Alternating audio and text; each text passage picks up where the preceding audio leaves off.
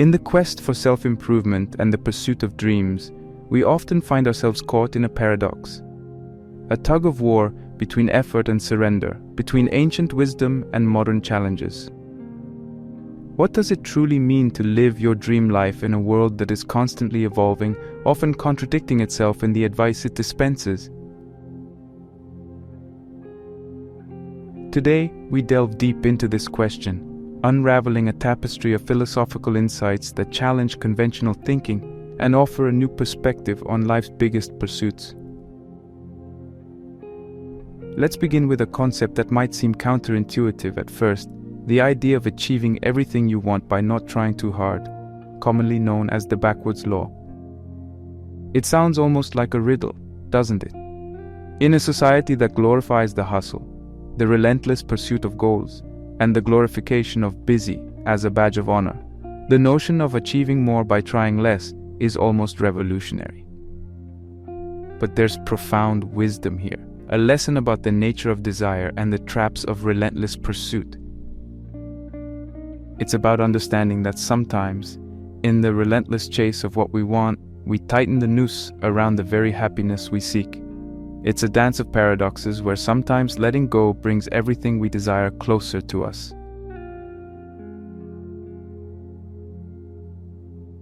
Now, consider the teachings of some of history's greatest minds. From the discipline and strategic brilliance of Musashi to the Stoic wisdom of Aurelius and the profound insights of Nietzsche. What can we learn from these titans of thought, these superior men who have transcended time with their teachings? This isn't just about idolizing these figures, but extracting practical, timeless lessons that can be applied in our modern lives. It's about understanding that the path to greatness, to living a life of fulfillment and achievement, often requires us to look back and learn from those who walked before us. Their lives, their struggles, and their triumphs hold keys to unlocking aspects of our own journey. Moving forward, we will explore how Stoicism, an ancient philosophy that has regained immense popularity in our times, teaches us to conquer our dreams. The Stoic approach is not about suppression of emotions or a dispassionate existence. Rather, it's about harnessing our innate power to use reason, to control our reactions, and to align with our true purpose. The Stoic way to conquer your dreams is about discipline, about understanding that the road to achieving our highest aspirations is often paved with challenges that test our resolve, and it's our response to these challenges that shapes our journey. But what about emotions? Those powerful, often unpredictable forces that can both uplift and derail us. Mastering your emotions isn't about denying them, but understanding them, channeling them towards constructive ends. Seneca, a Stoic philosopher, through his insightful letters, offers a blueprint for finding joy in the everyday. It's about the balance between accepting what we cannot change and working passionately towards what we can, all the while finding joy in the ordinary, in the moments that we often overlook in our quest for extraordinary achievements. As we weave through these themes, a picture emerges, a mosaic of ideas that collectively form a guide to living your dream life. It's not a singular path or a one-size-fits-all formula, but a multifaceted approach that acknowledges the complexities of human nature, the ever-changing demands of our world, and the timeless wisdom of those who've tread this earth before us. It's important to recognize that living your dream life isn't just about reaching a destination or ticking off goals. It's about the journey, the growth, the setbacks, the learning, and the triumphs. It's about finding harmony between striving and being, doing and reflecting, aspiring and appreciating. This philosophical guide is about equipping you with the mindset, the tools, and the wisdom to navigate this journey.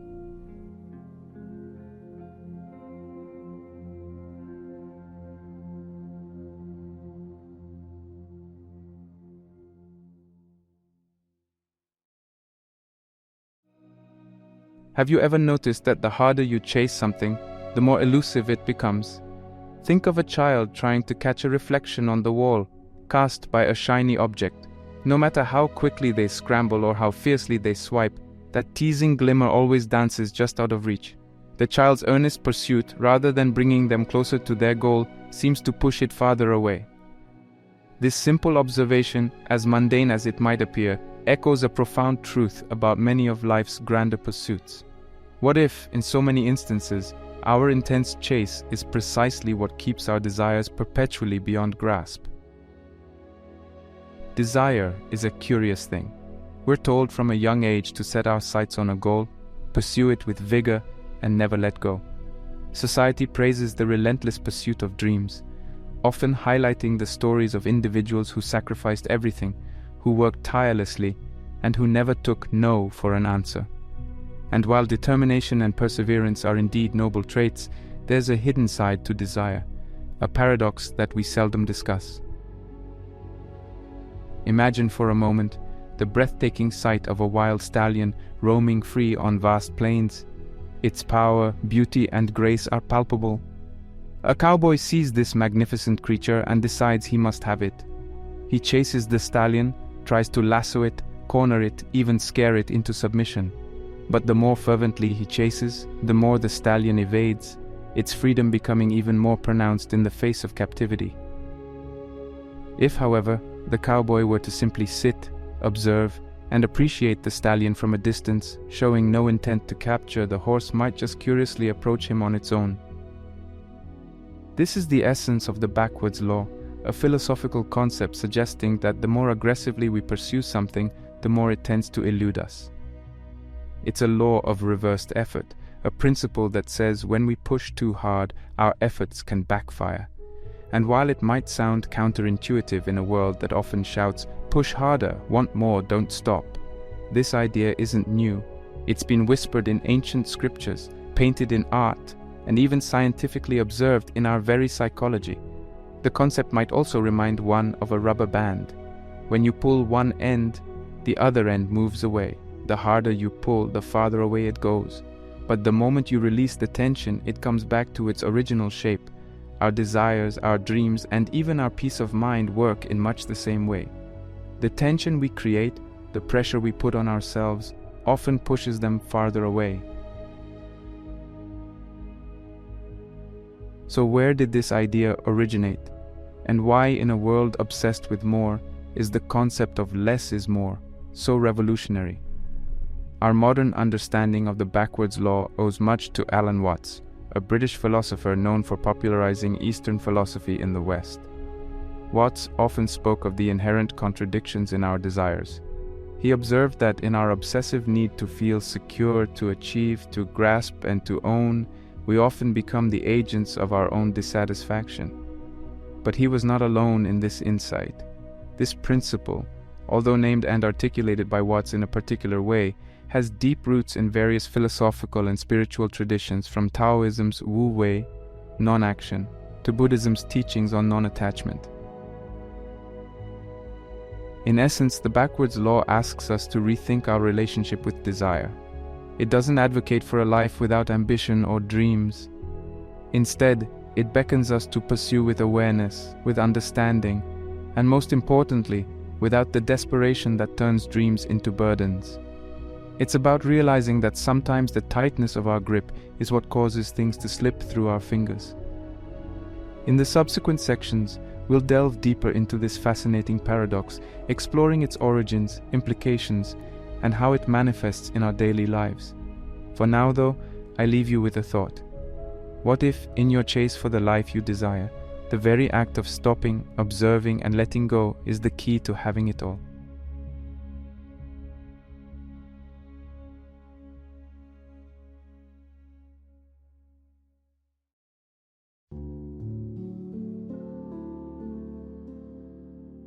Delving into the annals of history, one finds the seeds of the backwards law scattered across different cultures and eras, each iteration offering its unique flavor yet strikingly congruent in essence. To truly grasp the depth of this concept, it's vital to travel back and understand its varied roots.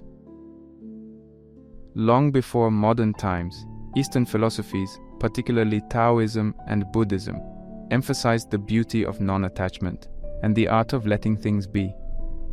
The Taoist concept of Wu Wei, literally translating to non-action or non-doing, advocates for a kind of effortless action, a flow that aligns with the natural order of things rather than against it. The idea isn't to be passive, but rather to engage with life in a manner that doesn't force outcomes. A river, for instance, doesn't strive or push, it simply flows, finding its path around obstacles and nourishing everything in its course. Buddhism, on the other hand, frequently explores the nature of desire and the suffering it can engender.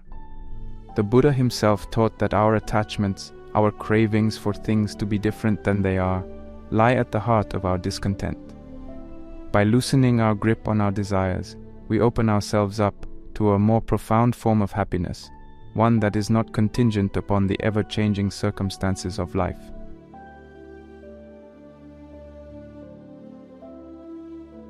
While these Eastern teachings are ancient, their resonance with the Western world was amplified in the 20th century, largely thanks to figures like Alan Watts.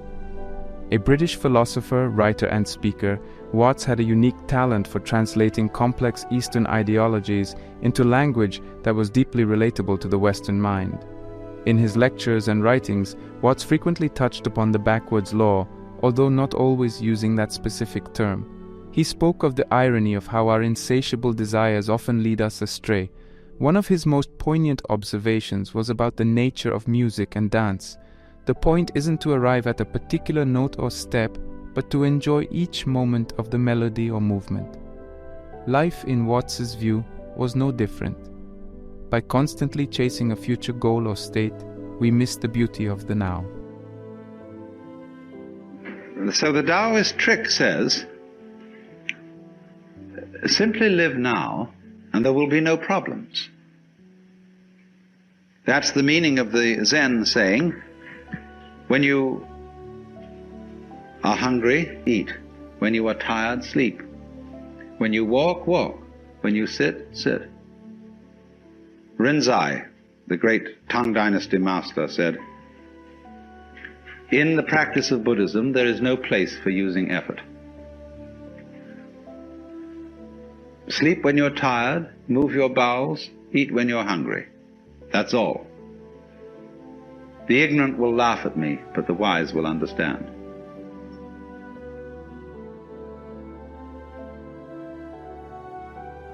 His eloquence and insight bridged the gap between two worlds, introducing many in the West to a perspective that felt both novel and deeply intuitive. Through his words, many came to recognize a truth they had always sensed but never articulated. That relentless pursuit, absent of awareness and appreciation, often distances us from our very objectives. Watts wasn't alone in this exploration. Figures like Carl Jung spoke of the shadow self and the dangers of repressing parts of our psyche.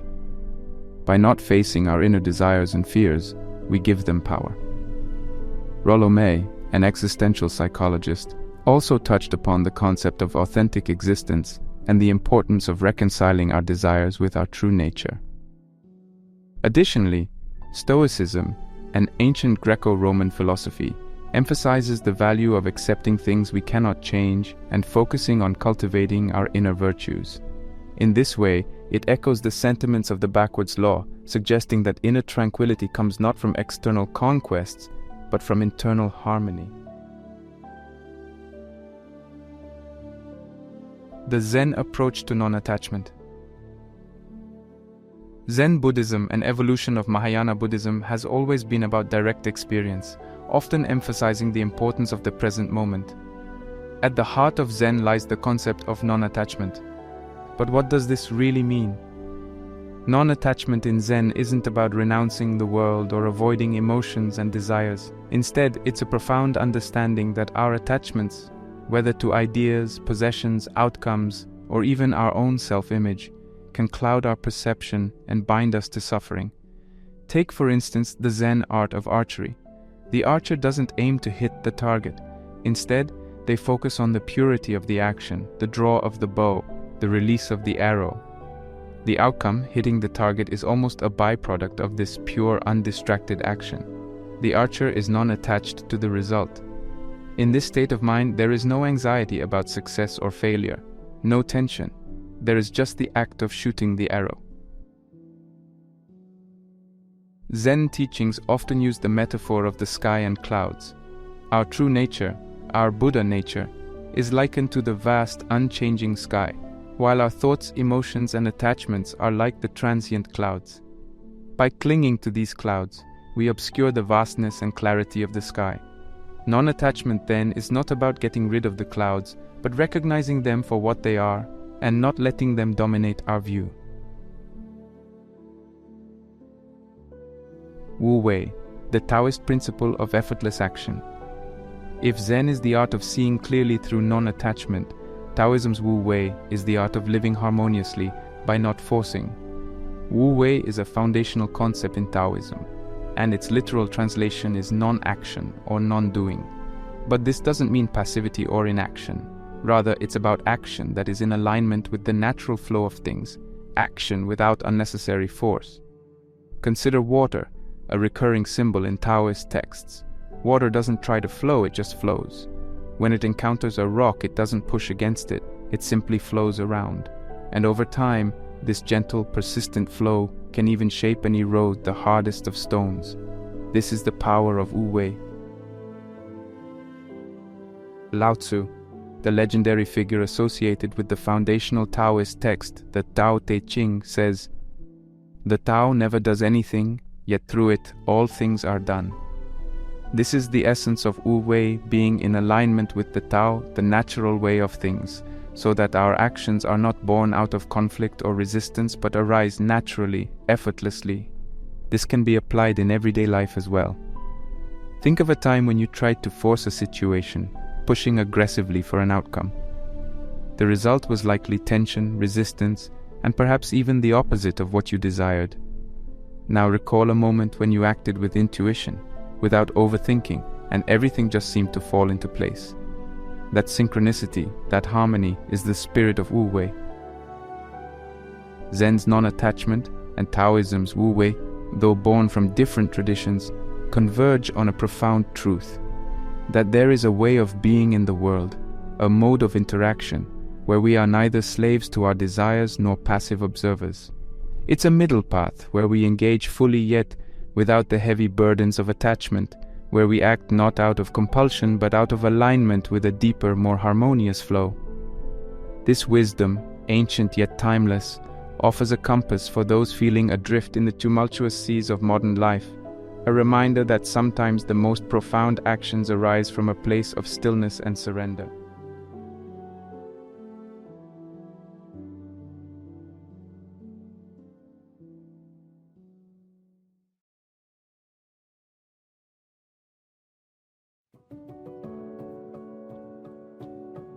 As we journey from ancient Eastern philosophies to the modern Western world, we find that contemporary psychology has its own ways of reflecting upon the backwards law. Grounded in research and empirical evidence, the science of the mind provides intriguing insights into the repercussions of overtrying and how it shapes our experience of the world. Almost everyone, at some point, has experienced the pressure of a high-stakes situation, delivering a public speech, playing in a crucial sports match, or taking a critical exam. In these moments, the weight of our own expectations can be overwhelming, and here lies the crux of performance anxiety. Performance anxiety stems from a fear of failure or judgment. The irony, however, is that this fear often compounds the very outcome we're trying to avoid. When we're too focused on performing perfectly, we divert valuable cognitive resources away from the task at hand. Our minds become preoccupied with potential mistakes or negative judgments, which can disrupt our concentration and flow. Studies have shown that high levels of anxiety can narrow our attention, making us hyper-aware of our actions and surroundings. While this heightened awareness might sound beneficial, it often leads to over-analysis, known colloquially as paralysis by analysis. For example, a pianist overly focused on each keystroke might stumble more than if they were absorbed in the melody's flow. In essence, when we try too hard to control every aspect of our performance, we set ourselves up for decreased efficiency and increased errors. It's a self-fulfilling prophecy. Our fear of making mistakes makes us more prone to them. The paradox of choice, abundance as a double-edged sword. In the modern era, we often equate more choices with greater freedom and satisfaction.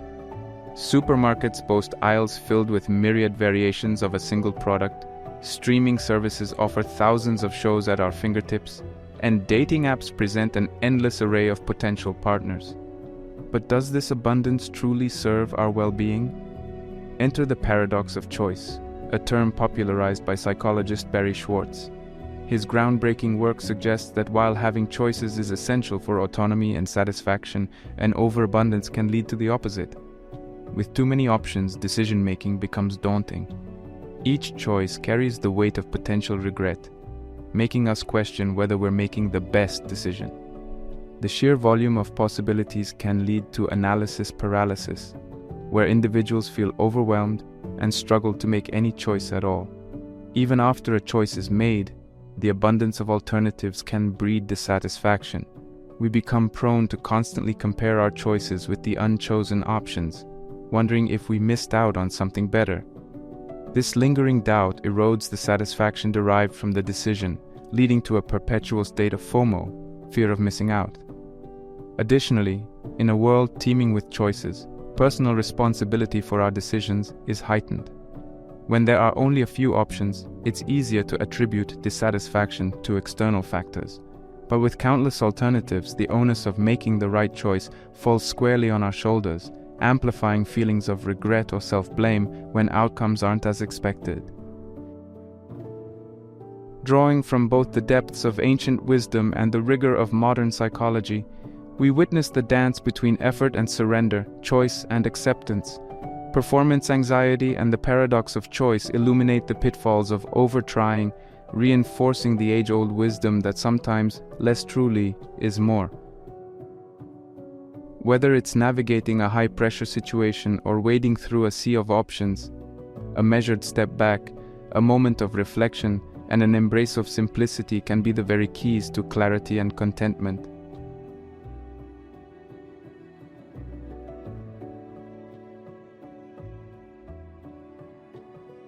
As we forge ahead into the 21st century, we find ourselves deeply entrenched in a world of technological marvels, instant communication, and a seemingly endless cascade of information and stimuli. While this modern age offers unparalleled convenience and connectivity, it also ushers in unique challenges, notably the pressures of an always-on culture. In decades past, the boundaries between work and personal life were relatively clear-cut. When one left the office or finished their shift, they left behind their professional responsibilities, transitioning into a personal or family time. Today, with smartphones, smartwatches, and laptops constantly within arm's reach, these boundaries have blurred. Now, emails can ping into our inboxes at any hour. Bosses, clients, or colleagues from different time zones might expect immediate responses regardless of the local time. Social media notifications nudge us incessantly, urging us to see the latest update, the freshest content, or the newest trend. This relentless connectivity, while empowering, has a darker side. It fosters an expectation of constant availability, leading to feelings of guilt or anxiety when we choose to disconnect, even briefly.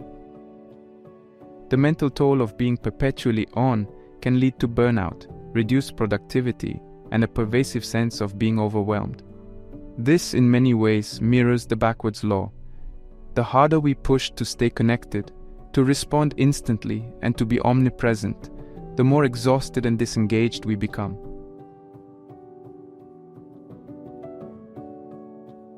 The stress of modern living. Beyond just the realm of work and communication, the pace of modern life has accelerated in nearly all facets. The rapidity of change, the vast array of choices in every domain, and the societal expectations of success have constructed a labyrinth of stressors. Consider the urban dweller's daily routine, a barrage of advertisements vying for attention, the cacophony of city sounds, the juggling of multiple tasks and commitments, and the ever-present pressure to keep up with peers, be it in terms of career success, lifestyle, or even leisure activities. Even our leisure time, which was once a refuge from the pressures of daily life, is now often filled with structured, goal-oriented activities. The idea of just being, without an agenda, target, or objective, is becoming a rare luxury. The cultural narrative, particularly in many Western societies, has equated busyness with importance. "How are you?" is frequently met with "busy," as if it's a badge of honor. But this constant hustle, this incessant need to be occupied or productive, can be counterintuitive. Just as we've seen with performance anxiety and the paradox of choice, the strain of modern living can reduce our overall well-being, leading to emotional fatigue, decreased creativity, and even physical health repercussions. The backdrop of modern societal pressures paints a picture of a world in overdrive. But understanding these pressures is the first step to mitigating their impact. By recognizing the traps of the always-on culture and the stresses of contemporary life, we can make informed choices. Maybe it's setting boundaries for work communication, dedicating specific times for digital detox, or simply allowing oneself moments of pure, agenda-free relaxation. In a world that constantly demands more, sometimes the most radical act is to consciously choose less, to pause, and to reconnect with our intrinsic rhythms, reaffirming the timeless truth of the backwards law in a modern context.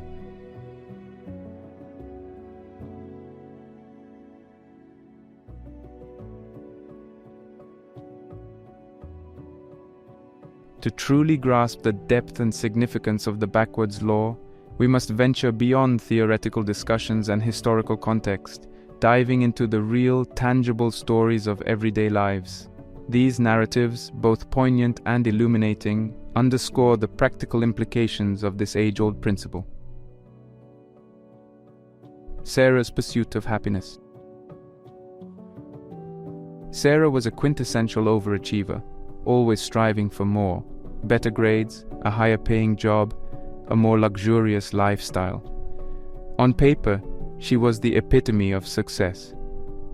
However, despite her achievements, contentment eluded her. It wasn't until she took a sabbatical, immersing herself in a small community in Bali, that she found what she was looking for. By immersing herself in a simpler way of life, without the incessant need to chase after more, she discovered a joy that had previously eluded her.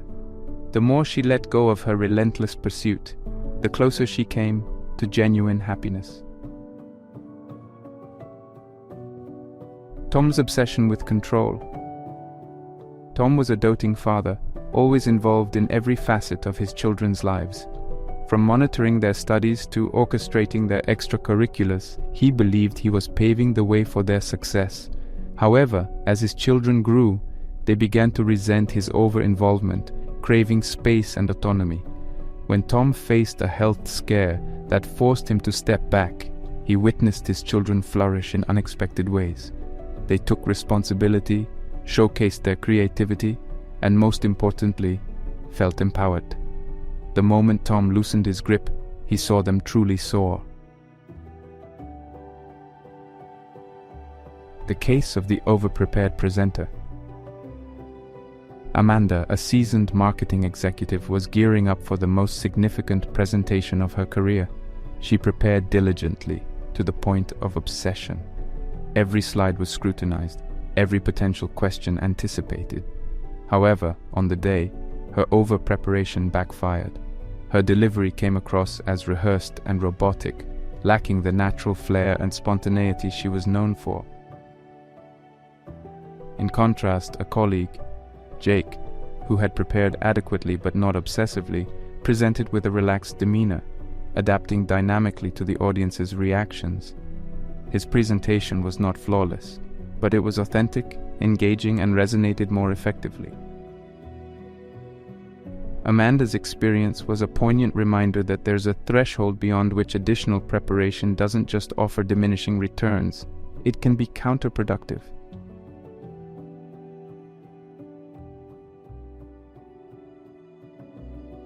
The overthinking manager. Neil was a manager known for his meticulous attention to detail. However, this strength often turned into a weakness. He would overanalyze every decision, pondering all potential outcomes, leading to delays and missed opportunities. On a pivotal project, his indecisiveness resulted in the company being outpaced by a competitor. In the aftermath, Neil took a hard look at his approach and decided to make a change. He began to trust his intuition more, reducing the time spent on exhaustive analyses. The result? Faster decisions, increased team morale, and a series of successful projects.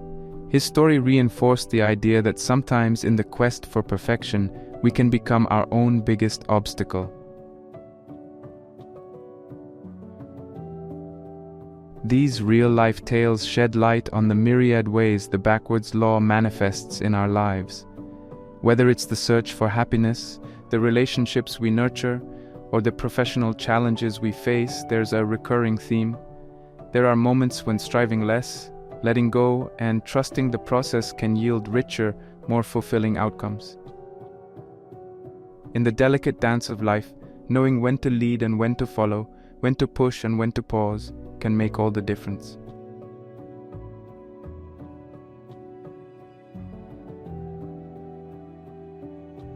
As we draw our exploration of the backwards law to a close, it's essential to carve out a moment of reflection. At the heart of our discourse lies a potent and paradoxical truth, one that challenges our contemporary understanding of relentless pursuit and continuous exertion.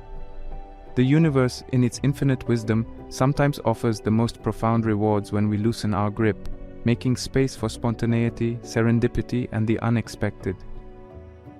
In the vast tapestry of human history, countless philosophers, thinkers, and ordinary individuals have stumbled upon this realization. From ancient Eastern philosophies to contemporary psychological insights, the theme remains consistent. There exists a delicate balance between action and inaction, between pursuing and allowing. And often, in the gentle embrace of surrender, we find what we've been tirelessly searching for. To integrate the essence of the backwards law into our daily lives, it's crucial to move beyond mere intellectual understanding. This requires actionable steps, practices that ground this wisdom in the tangible, everyday experiences of our existence. Here are some avenues to consider. 1. Mindfulness meditation. Begin or end your day with a 10-minute mindfulness meditation. Focus on your breath, observe your thoughts without judgment, and cultivate an awareness of the present moment. Over time, this practice can enhance your ability to detach from the compulsive need to control, helping you flow with life's natural rhythms. 2. Journaling. Dedicate a few minutes each day or week to reflective journaling. Some prompts to consider include: what am I holding on to too tightly? What would happen if I loosened my grip? Or when have I experienced the magic of surrender? These questions can unveil deep insights, allowing you to witness the backwards law in action within your life. 3. Daily affirmations. Words hold power. Consider adopting daily affirmations that resonate with the ethos of the backwards law. Phrases like, "I trust the process of life," "I release the need to control every outcome," or "by letting go I make space for the new," can serve as gentle reminders, realigning you with this profound wisdom. Life, in all its unpredictability, is a dance of variables both within and beyond our control. While there's merit in ambition, drive, and purposeful action, there's equally immense value in understanding when to step back, to pause, and to let the currents of existence guide us.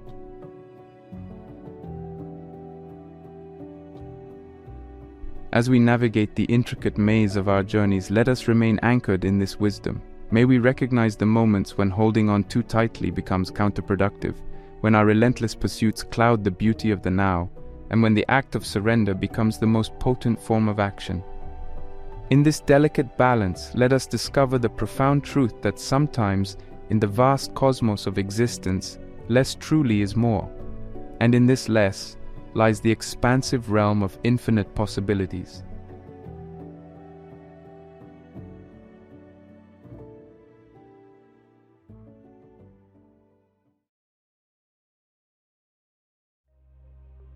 From the meticulous strokes of a samurai's sword to the deep introspection of a Stoic emperor, From the pursuit of raw masculinity in the modern era to the wisdom sought amidst concentration camp fences, what does it truly mean to be a superior man? Why has this quest consumed thinkers, warriors, and scholars from every corner of the world and every epoch of history?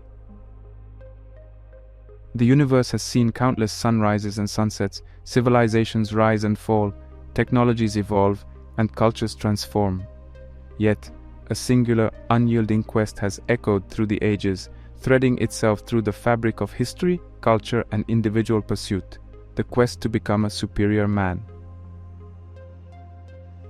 At first glance, one might assume this means physical prowess, the strength of Hercules, or the agility of a panther. While physicality is an aspect, the true essence of the superior man dives far deeper. It transcends cultures, eras, and personal ambitions. It melts the palpable with the ethereal, creating an archetype that is revered, respected, and most importantly, relatable.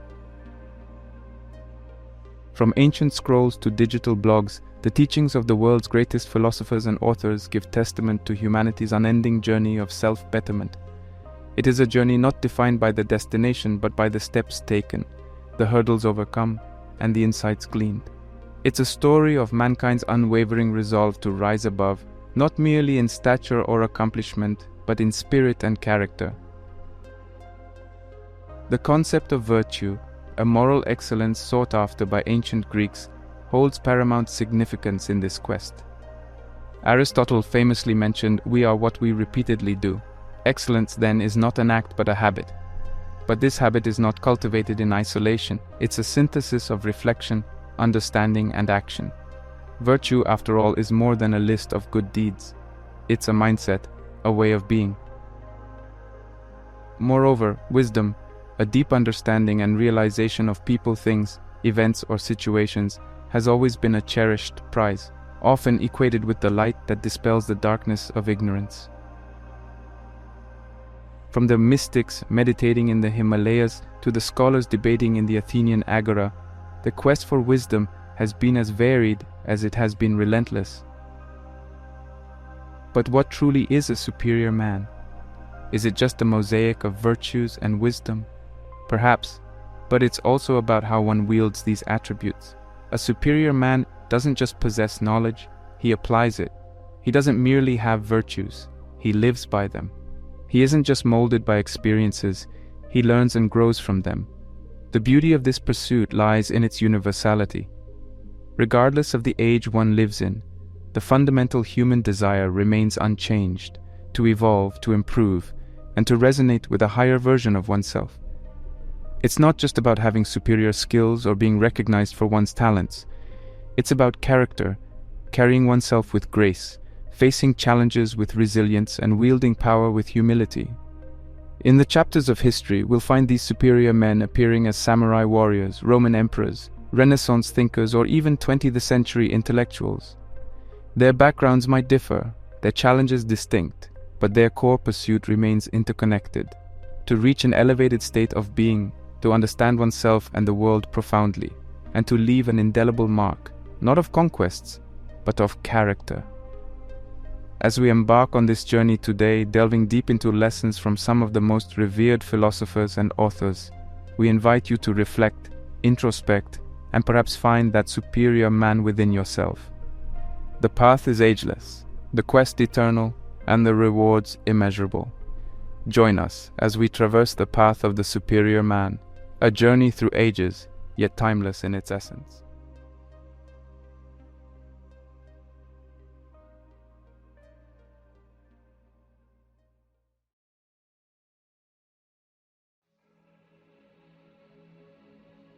The rustic clang of steel against steel, the meticulous art of calligraphy, the gentle embrace of nature's solace, all these seemingly disparate elements come together in the life of one legendary figure, Miyamoto Musashi. Often heralded as Japan's greatest swordsman, Musashi was not just a master of the blade, but also a philosopher, strategist, and artist. His life lessons and legacy offer profound insights into the making of a superior man. Born in the late 16th century, Musashi's life was a tapestry of duels, travels, and deep introspections.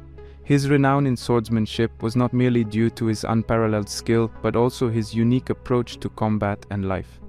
This approach is detailed exquisitely in his seminal work, The Book of Five Rings, but equally illuminating is another of his lesser-known works, the Dokodo, or The Way of Walking Alone. The Dokodo offers 21 precepts, each a gem of wisdom. Distilled, they underscore the virtues of independence, acceptance, and simplicity.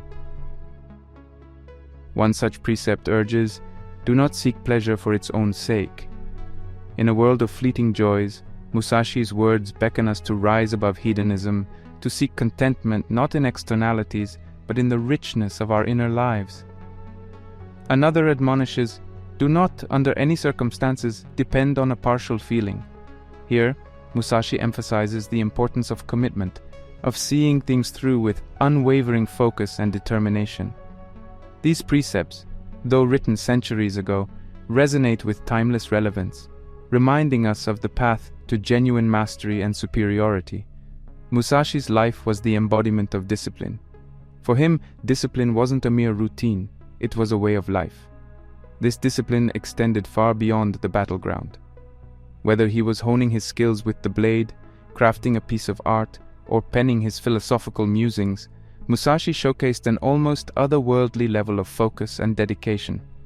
He believed in Kaizen, the principle of continuous improvement. It's not about reaching a destination, but about embracing the journey itself, constantly refining one's skills, character, and understanding. But what can we, in our modern era, learn from a samurai who walked the earth over 4 centuries ago? Perhaps it's the realization that true mastery, be it of a craft, an art, or life itself, demands more than just talent. It demands sacrifice, patience, and an insatiable hunger to learn. In today's world, where distractions are myriad and patience sparse, Musashi's teachings become even more critical. In an age of instant gratification, the path of discipline, focus, and relentless self-improvement seems almost revolutionary.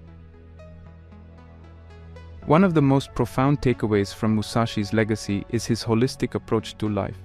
He wasn't just a warrior, he was a thinker, a creator, and a seeker. This integration of different facets of existence exemplifies the essence of a superior man. It's not about being the best in one's chosen field, but about harmonizing various aspects of life to reach a state of balance, fulfillment, and unparalleled excellence. The figure of Musashi standing alone, wielding 2 swords, encapsulates this balance, combining raw power with refined strategy, brute strength with mental acuity. For modern men navigating the complex terrains of today's world, this imagery serves as a potent reminder. A reminder that the journey to becoming a superior man necessitates the harmonizing of heart and mind, power and peace, combat and compassion. Musashi's parting words in the Dokodo are, "Never stray from the way." It's an exhortation, a clarion call to remain steadfast in our pursuit of excellence, to not be swayed by ephemeral distractions, and to continuously tread the path that aligns with our true purpose.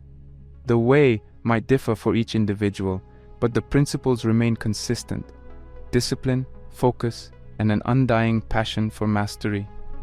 As we glean insights from Musashi's life and teachings, we're reminded that the way of the superior man is neither easy nor straightforward. It's strewn with challenges, temptations, and trials. Yet it's this very journey, with its highs and lows, that chisels an ordinary man into a figure of superiority. A man who, like Musashi, becomes an embodiment of strategy, skill, and sublime wisdom.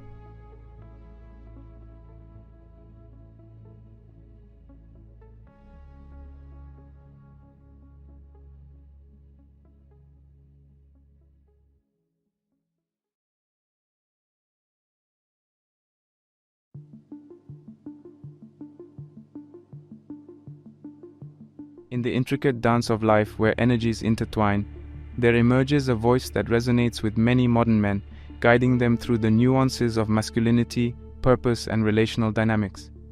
This voice is none other than David Deida, a thinker whose insights on the masculine essence have sparked revelations for countless individuals navigating the complexities of modern relationships and self-identity. His magnum opus, The Way of the Superior Man, is not just a guidebook, but a reflection, a mirror held to society, urging men to tap into their deep, authentic masculine essence. But what is this essence? It's not the culturally conditioned aggression or dominance, but a core energy, a potent blend of direction, purpose, and integrity. It's the unwavering strength and presence that a man brings to every situation, not as a force of oppression, but as a beacon of stability and consciousness. Central to his philosophy is the idea that every individual, regardless of their gender, carries within them a blend of masculine and feminine energies. While both are essential and valuable, David's work particularly shines a light on the modern man's struggle to understand and channel his inherent masculine energy in a world that often misconstrues or misrepresents it. This energy finds its highest expression in the pursuit of a deeper purpose, a purpose that extends beyond mere personal gains or societal accolades. It's an inner calling, an unwavering commitment to a cause, an ideal, or a passion. Yet, intertwined with this quest for purpose are the intricate dynamics between men and women. He delves deep into the challenges and beauty of these dynamics, emphasizing the magnetic pull of polarity. He argues that the more strongly a man can root himself in his masculine essence, the more naturally he can attract and harmonize with the feminine energy. This isn't just about romantic relationships, it's a broader dance of energies that plays out in various facets of life. In The Way of the Superior Man, he discusses the pitfalls men often encounter, from losing themselves in their partnerships to sacrificing their deepest purpose for the illusion of safety. The superior man, in David's vision, does not shy away from challenge or discomfort. Instead, he leans into it, using the friction as a catalyst for growth, deepening his presence and sharpening his direction. It's a journey that demands vulnerability, authenticity, and a willingness to traverse the depths of one's psyche. Beyond just relational dynamics and personal purpose, his work touches the realm of the spiritual. He beckons men to not only explore the realms of ambition and relation, but to dive deep into the ocean of consciousness. This spiritual dimension is where the superior man finds his grounding, where he connects with the infinite, and where he derives the strength to navigate the ever-shifting sands of life. It's here that a man learns to be both a rock and water, firm in his convictions, yet fluid in his adaptability. In a world that often offers conflicting narratives on masculinity, he presents a vision that is both refreshing and deeply resonant. It's a vision that invites men to rise above superficiality, to pierce through societal constructs, and to discover and embody their authentic masculine core. Through this journey, what emerges is not just a man who understands his purpose and navigates relationships with clarity, but a superior man, one rooted in consciousness, integrity, and an unwavering commitment to growth. As we reflect on David Deida's insights, we are reminded that the path to becoming a superior man is not one of isolation, but of connection. Connection to oneself, to one's purpose, to others, and to the vast, intricate tapestry of life. It's a journey that demands courage, introspection, and a relentless pursuit of truth. And in this journey, as he so eloquently puts it, lies the way of the superior man.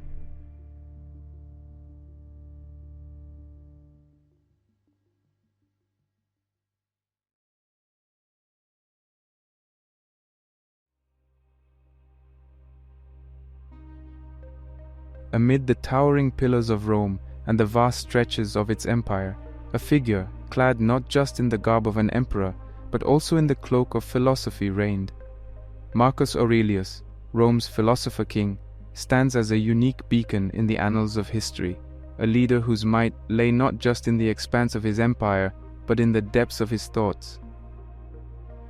At the crossroads of power and introspection, his life and writings offer timeless insights into the essence of Stoic leadership and the path of virtue. Marcus Aurelius's writings, primarily his personal journal known as the Meditations, are not grand treatises or verbose expositions. Instead, they are intimate reflections, whispers from the heart of one of the most powerful men in history, grappling with the same questions, fears, and challenges that humans have faced across ages. It's a testament to his quest for virtue, for understanding, and for a life led with purpose and integrity. A primary tenet that flows through Marcus Aurelius's musings is the call to virtue. To him, virtue wasn't a mere buzzword or a convenient facade. It was the very bedrock of life. He wrote, "Just that you do the right thing. The rest doesn't matter, cold or warm, tired or well-rested, despised or honored, dying or busy with other assignments. Because dying too is one of our assignments in life. There as well, to do what needs doing. Look inward. Don't let the true nature of anything elude you." Such a simplification, coming from an emperor overseeing a vast and complex administrative machinery, is profound. It strips away the complexities of situations, reducing them to their essence, a moral choice where virtue stands as the guiding light. But Marcus Aurelius's Stoicism wasn't just about personal virtue, it was intricately tied to his role as a leader. Leadership, especially in the turbulent waters of Roman politics and wars, was a Herculean task, with myriad challenges both external and internal. Here, the Stoic principles he embraced became his anchor. The Stoic philosophy, with its emphasis on discerning between what's in our control and what's not, was his compass in the stormy seas of leadership. He believed that while external events, opinions, or outcomes might be beyond one's grasp, one's own thoughts, actions, and responses were squarely within one's domain. This Stoic principle is encapsulated in his words. "You have power over your mind, not outside events. Realize this, and you will find strength." This realization is transformative. It shifts the focus from fretting over externalities to cultivating an internal fortress. It's about realizing that while the world might be in chaos, one's mind can remain an oasis of calm and clarity. This shift doesn't advocate passivity or resignation. Instead, it urges proactive engagement with the world, armed with the wisdom of discernment and the shield of equanimity. For Marcus Aurelius, another key aspect of Stoicism was its universality.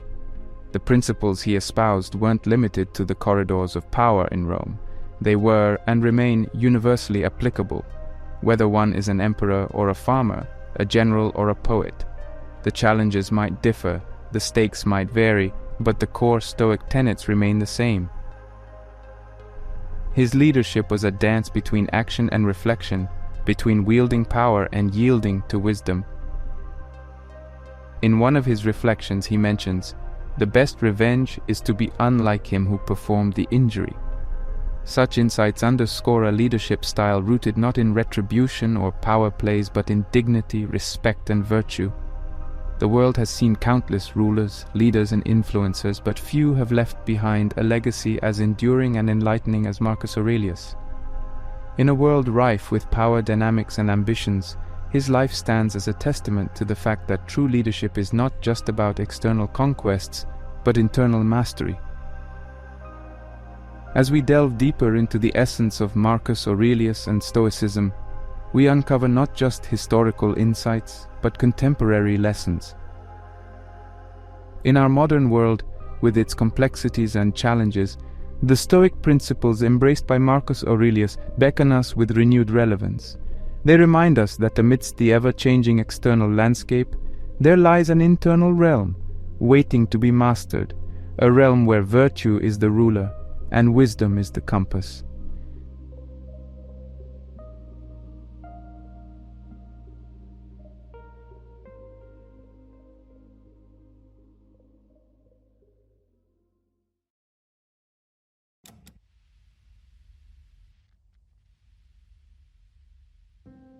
In the gilded corridors of ancient Rome, amidst the opulence and grandeur, a figure of paradox emerged, weaving a narrative that would echo through millennia. Lucius Seneca, statesman, playwright and one of the most prominent Stoic philosophers, stood at the intersection of wealth and wisdom, power and introspection. His life and teachings serve as a profound exploration of the delicate balance between material abundance and philosophical enlightenment. Seneca's story is one of contrasts.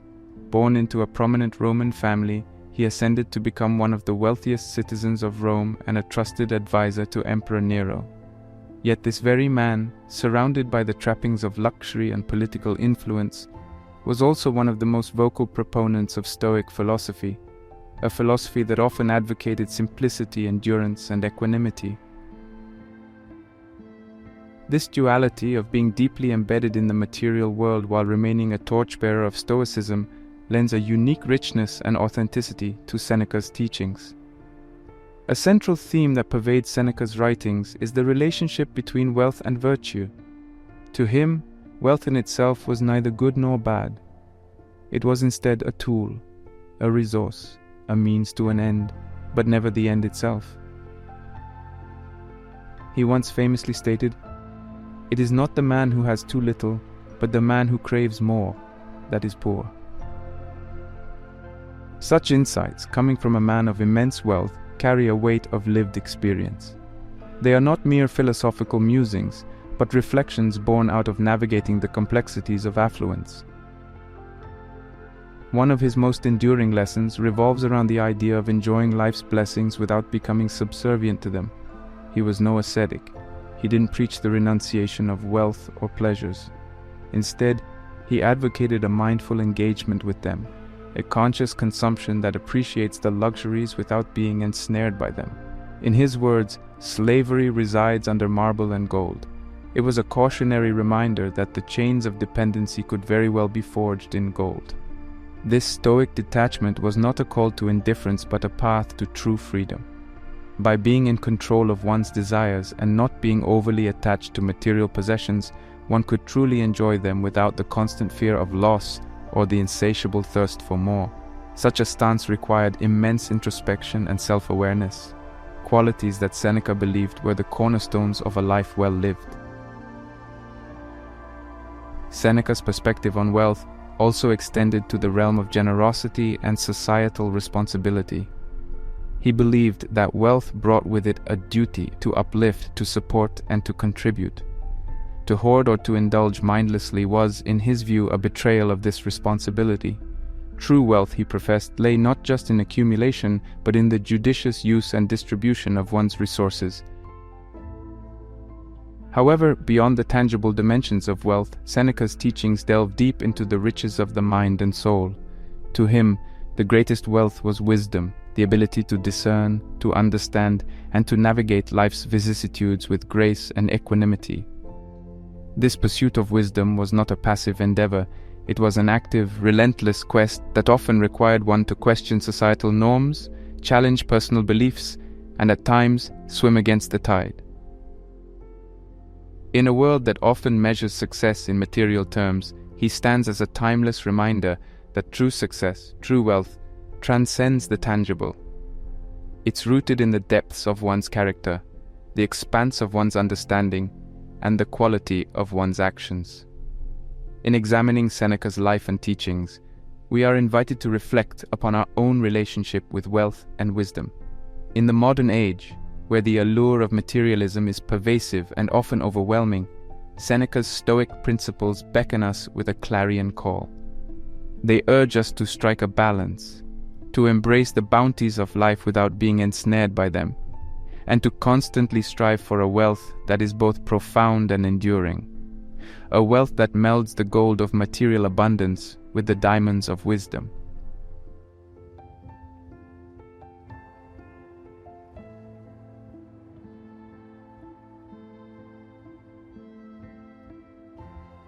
The vast landscapes of philosophical thought are punctuated by towering figures, but few stand as challengingly and provocatively as Friedrich Nietzsche. With piercing insights and a rhetoric that both baffled and enthralled, Nietzsche carved a path that beckoned the brave and the audacious. At the heart of his philosophy lay a clarion call to humanity, to rise, to transcend, and to embrace the potential of the Übermensch. His world was one of transformation and upheaval. The old orders were crumbling, the comforting certainties of religion and tradition were being questioned, and humanity found itself on the precipice of existential uncertainty. Into this maelstrom, Nietzsche's voice emerged, not as a soothing balm, but as a fierce challenge. He saw a world ensnared by what he termed as slave morality, a set of values that stemmed from weakness and celebrated mediocrity. Against this backdrop, he envisioned the rise of new values, values that were not handed down by deities or societies but forged in the crucible of individual will and passion. God is dead, God remains dead, and we have killed him, he declared, encapsulating the profound shift in societal paradigms. But this wasn't a statement of despair. It was an invitation to humanity to step up and create new values, values that reflected the complexities and potentials of human existence. The onus was now on man to become the creator, the sculptor of his own destiny and values. Central to this transformative vision was the concept of the Übermensch, often translated as the overman or superman. But who or what was this Übermensch? Not a being of physical prowess or superficial superiority, but an individual who had transcended traditional values, societal norms, and the weight of existential nihilism. This Übermensch was a beacon of self-overcoming, a symbol of what humanity could aspire to in its highest form. For him, life's inherent struggles and challenges weren't barriers, they were catalysts. Each challenge, each tribulation was an opportunity for self-overcoming, for growth, for metamorphosis. Just as the alchemical process transforms lead into gold, he believed that confronting and embracing life's challenges had the power to elevate an individual, molding them into a superior version of themselves. But this journey towards becoming the Übermensch was not a smooth ascent. It was a path fraught with perils and uncertainties. It required the individual to embrace the will to power, to confront their deepest fears, to shatter their self-imposed limitations, and to continually strive for a higher state of being. It was about recognizing that life was not about seeking comfort or avoiding pain, but about growth, evolution, and transcendence. The struggles then were not mere hurdles, but vital components of the journey. He proclaimed, "What does not kill me makes me stronger." In this declaration lies the essence of his philosophy. It's a celebration of resilience, of courage, and of an unyielding drive to rise above the mundane.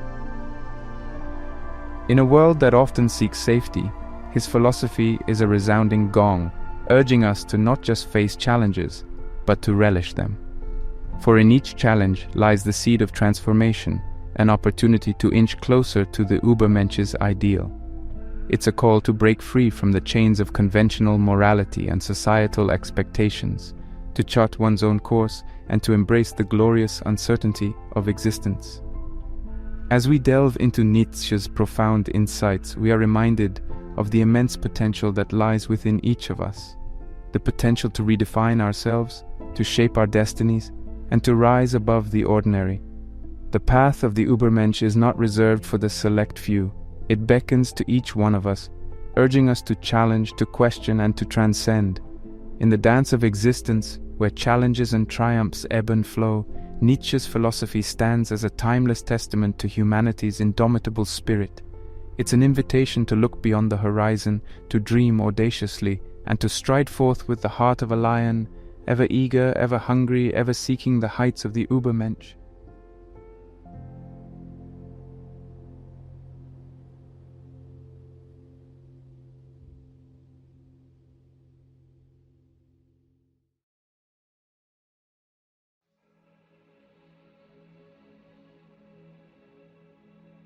In the harrowing shadows of barbed wires and under the watchful eyes of Nazi guards, amidst the indescribable horrors of concentration camps, a beacon of hope and resilience emerged.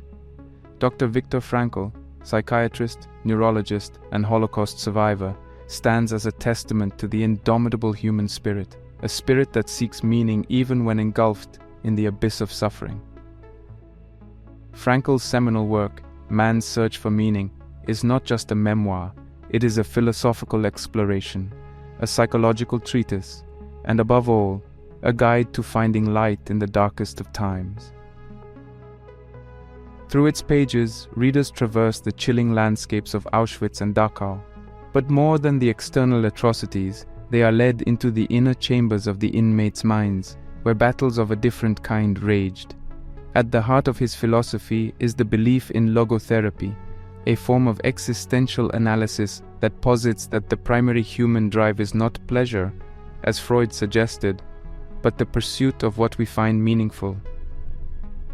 Even in the harshest conditions, surrounded by death and devoid of freedom, Frankl observed that those who could find meaning, even in the smallest of moments or in the most mundane of tasks, exhibited a resilience that often defied logical explanation.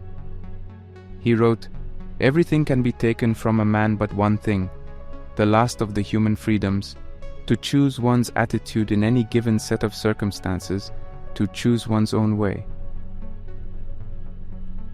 In the brutal environment of the concentration camps, where every aspect of one's existence was regulated and restricted, this insight was revolutionary. It underscored the idea that while external circumstances might be beyond one's control, one's internal response, the narrative one crafts, remains a bastion of freedom. One of the most poignant moments in man's search for meaning is Frankl's reflection on how, amidst the squalor and degradation, he would often think of his wife and their love, a love that transcended the confines of the camp and offered him a sanctuary of solace and purpose. This realization that love could serve as a source of meaning even when stripped of everything else became a cornerstone of Frankl's therapeutic approach. But Frankl's insights go beyond the individual. He extends his philosophy to a broader societal canvas. In a world recovering from war and grappling with existential questions, his assertion was clear. Life is not primarily a quest for pleasure as Freud believed, or a quest for power as Alfred Adler taught, but a quest for meaning. The challenges faced by Frankl and his fellow inmates were extreme, almost inconceivable. Yet his experiences and reflections resonate universally. Every individual at some point confronts challenges, faces adversities, and grapples with suffering. While the scale and nature of these struggles might differ, the core existential crisis, the search for meaning amidst chaos, remains a shared human experience. As we engage with these profound insights, we are compelled to reflect upon our own lives, our own challenges, and our own quests for meaning. In a world that often feels fragmented, where despair looms large and uncertainties abound, Frankl's philosophy offers a beacon, a reminder that meaning can be forged, that purpose can be found, and that even in the direst of circumstances, the human spirit can not only endure but also thrive. The legacy of Viktor Frankl stands as a testament to the resilience of the human psyche. It's a clarion call to delve deep, to seek purpose, and to anchor oneself in the quest for meaning. For as Frankl so eloquently puts it, in some ways suffering ceases to be suffering at the moment it finds a meaning.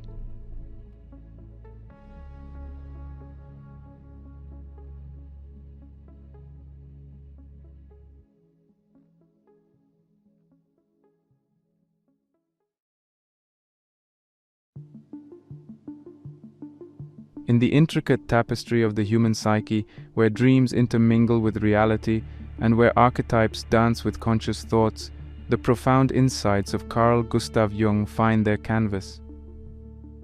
A pioneer of depth psychology, Jung delved into realms often left uncharted, shedding light on the darkest corners and the most luminous vistas of the human mind. Central to his explorations was a concept both intriguing and challenging: the shadow. The shadow, in Jungian psychology, isn't merely the absence of light or a mere reflection. It represents the hidden, the suppressed, the parts of ourselves that we often deny or ignore.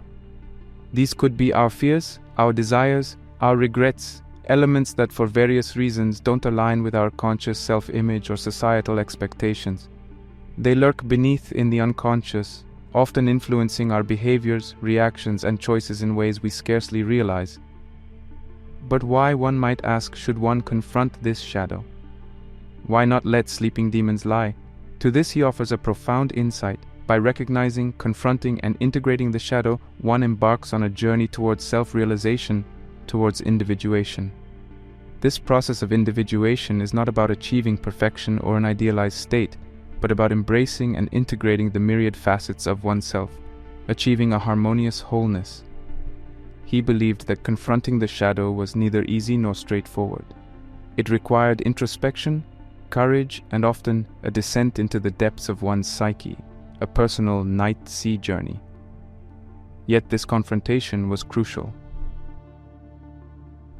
As he stated, one does not become enlightened by imagining figures of light, but by making the darkness conscious.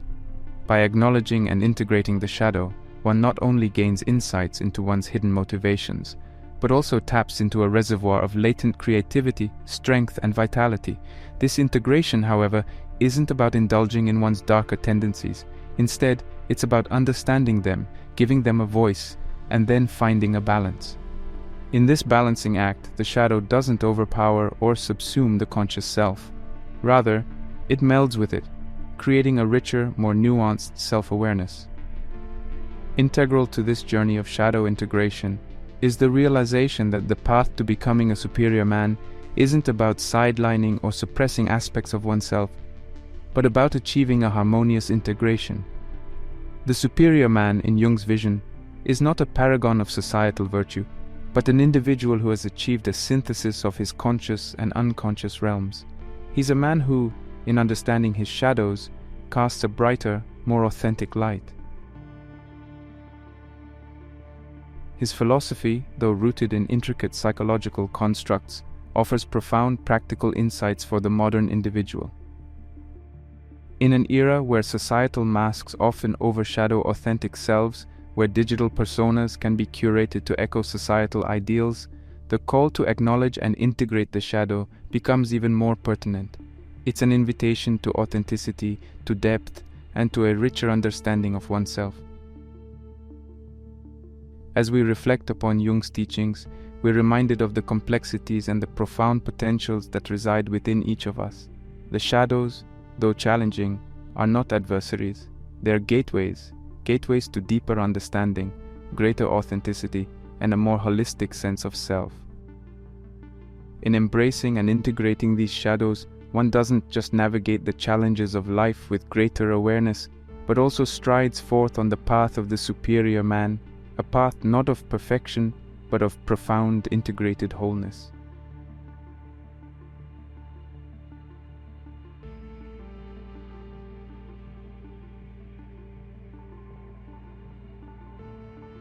In the turbulent aftermath of World War II, as the world tried to piece together its fragmented psyche, a voice emerged from the ruins, articulating the profound dissonance and disillusionment of an era.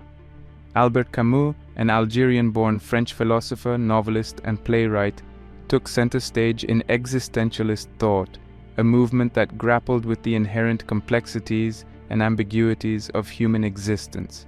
And yet, Camus, with his distinct perspective and fierce independence, often resisted the label of existentialist, forging his unique philosophical path centered around the idea of the absurd.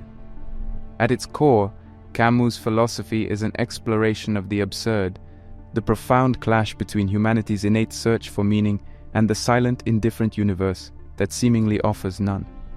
It's a confrontation with the vast, unknowable cosmos, where our cries for purpose are met with silence, our search for clarity faced with enigma.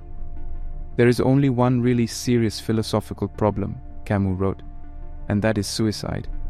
This stark assertion wasn't a nod to nihilism, but a profound inquiry. In a world that seems devoid of inherent meaning, is life still worth living? Camus' essay, The Myth of Sisyphus, serves as a symbolic exploration of this very conundrum.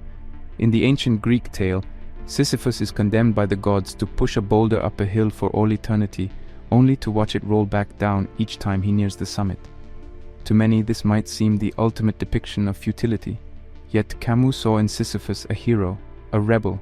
In that moment, when Sisyphus descends the hill to begin his task anew, Camus envisioned a man who, despite the seeming pointlessness of his task, embraces it with passion, defiance, and consciousness. It's in this repetitive act, in the conscious confrontation with the absurd, that Sisyphus finds his freedom and, paradoxically, his happiness. Yet, Camus's exploration of the absurd didn't end with Sisyphus.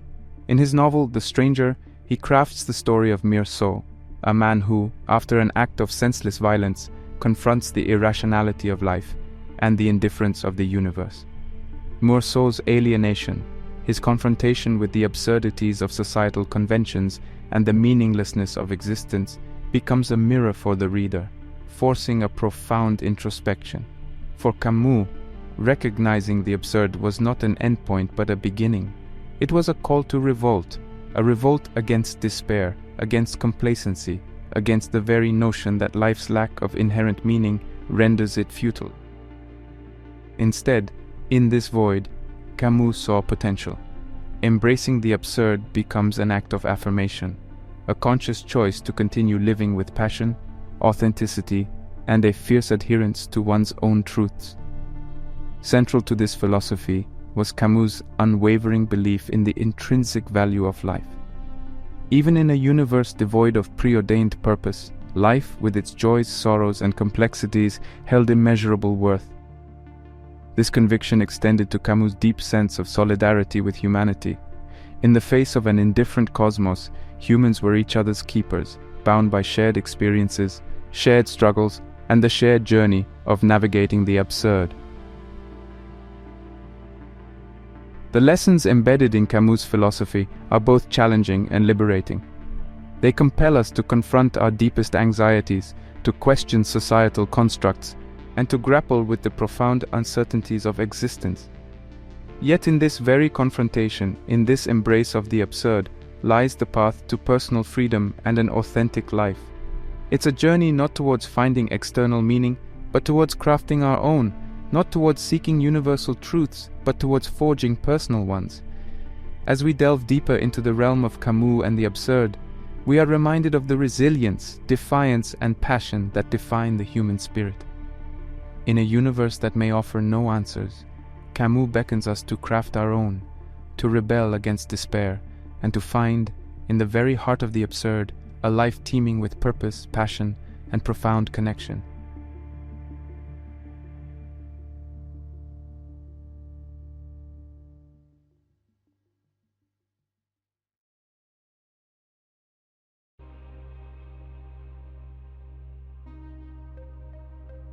As we've journeyed through the realms of philosophy, threading the paths laid by luminaries like Musashi, Aurelius, Seneca, Nietzsche, Frankl, Jung, and Camus, we've been privy to a wealth of insights that beckon the spirit to ascend to the realm of the superior man.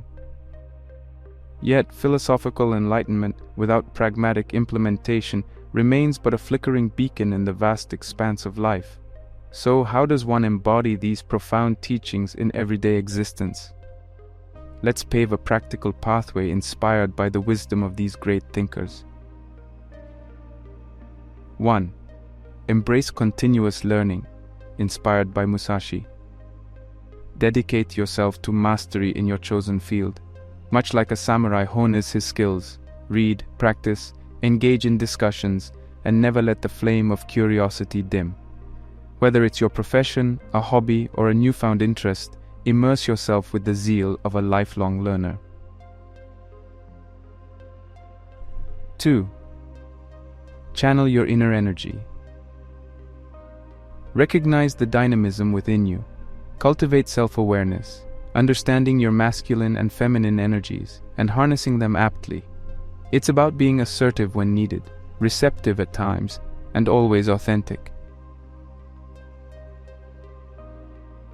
3. Develop Stoic resilience, from Aurelius and Seneca. Life will present challenges. Instead of lamenting them, embrace them as teachers. Understand what's within your control, act on it, and accept what's beyond your grasp. Celebrate life's blessings, but don't be enslaved by the desire for more.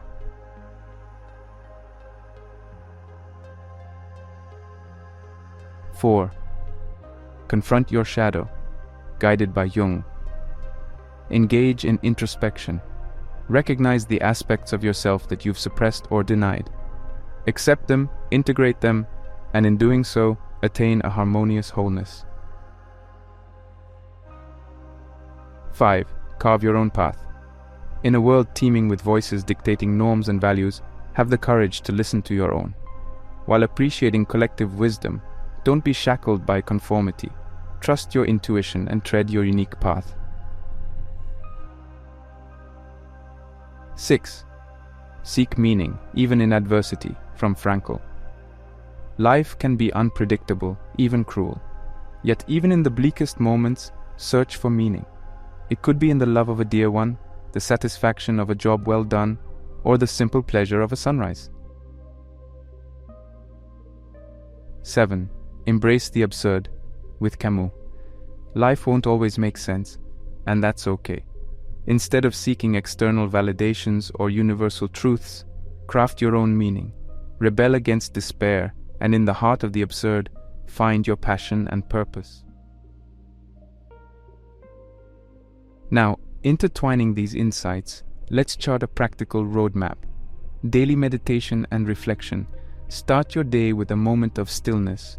Reflect on your actions, aspirations, and the lessons these philosophers offer. Let it be a grounding ritual. Journaling. Document your journey. Write about your challenges, your moments of enlightenment, and your personal growth. It's a mirror to your soul and a testament to your evolution. Active learning. Dedicate a part of your week to learning. It could be reading, attending workshops, or simply engaging in meaningful conversations. Service.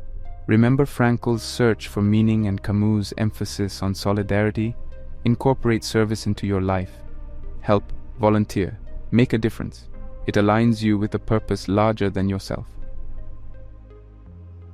Engage in arts. Whether it's painting, music, or any form of art, let it be your portal to confronting and integrating your shadow, as guided by Jung. Physical activity, be it martial arts as inspired by Musashi, or simply a daily exercise routine, let it be a testament to discipline, focus, and the continuous journey of self-improvement. Open dialogues, discuss, debate, and share. Talk about your feelings, your insights, and your journey. It's therapeutic and offers fresh perspectives. Challenge yourself. Regularly step out of your comfort zone. Take on a new project, travel to an unfamiliar place, or learn a new skill. It embodies the essence of Nietzsche's call to embrace challenges. Practice gratitude. Every day, reflect on at least 3 things you're grateful for. It's a nod to Seneca's teachings of appreciating life's blessings without being enslaved by them. In essence, the journey to becoming the superior man isn't about reaching a destination. It's a continuous process of self-discovery, growth, and evolution.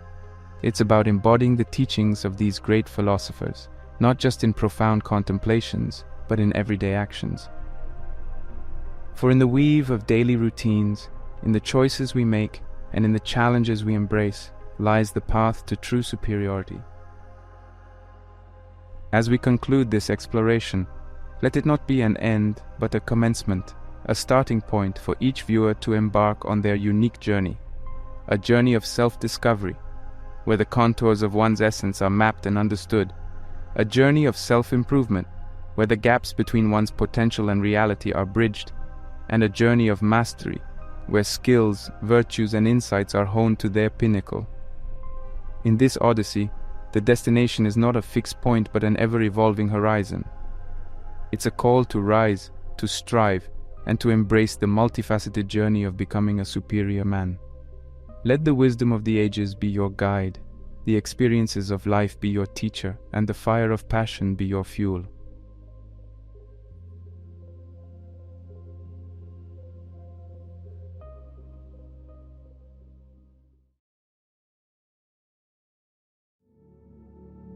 In a world bustling with endless distractions and fleeting pleasures, how does one stay committed to their true aspirations?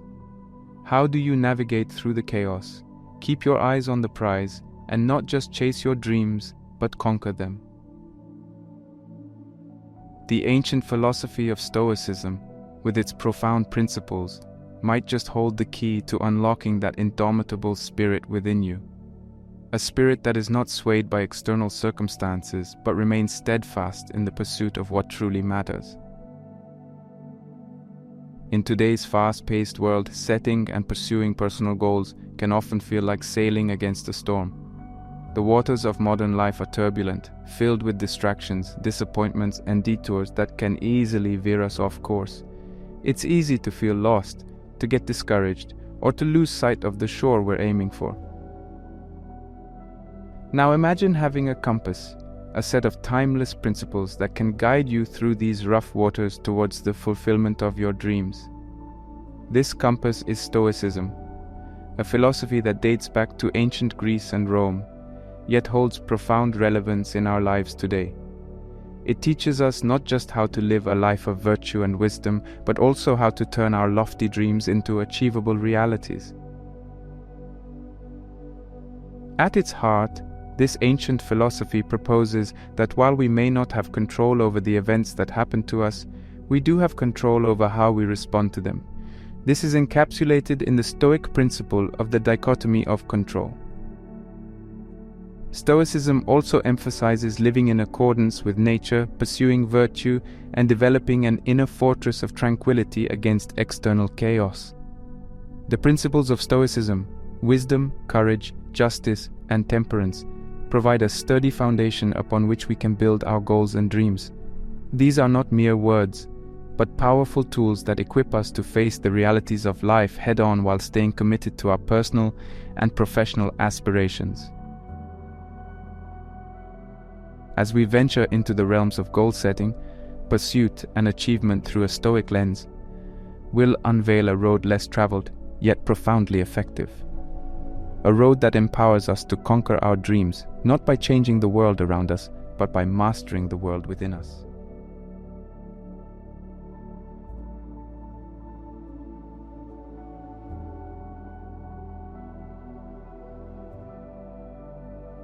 Personal goals are the milestones we set for ourselves to guide our actions and decisions towards fulfilling our ambitions. They are the tangible expressions of our values, desires, and aspirations.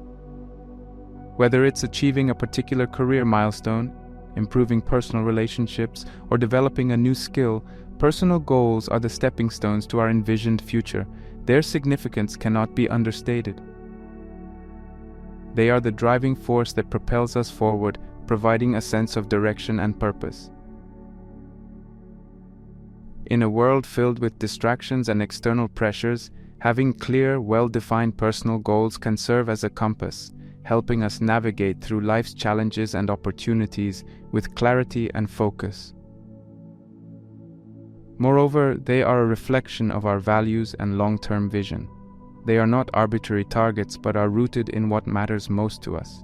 When our goals are aligned with our core values, the journey towards achieving them becomes not only meaningful, but also fulfilling. This alignment creates a harmonious trajectory towards success, where our actions and our values are in sync, fostering a sense of integrity and satisfaction. The importance of aligning personal goals with one's values and long-term vision is a lesson deeply embedded in Stoic philosophy. Stoicism teaches us to live in accordance with our nature and to pursue what is virtuous and meaningful. This ancient wisdom encourages us to set goals that resonate with our inner truth, fostering a life of purpose and fulfillment. However, aligning personal goals with our values and long-term vision is not always a straightforward task. It requires self-reflection, honesty, and a clear understanding of what we hold dear. It's a process of looking inward, of discerning our true desires from fleeting whims, and of setting goals that are not merely reactions to external pressures, but are expressions of our authentic selves. Stoicism, with its emphasis on self-awareness, rationality, and virtue, provides a robust framework for this introspective journey. It guides us in identifying what is truly significant and in setting goals that are not only achievable but also enriching. By doing so, Stoicism aids in crafting a life that is not just successful in a material sense, but is also deeply meaningful and rewarding.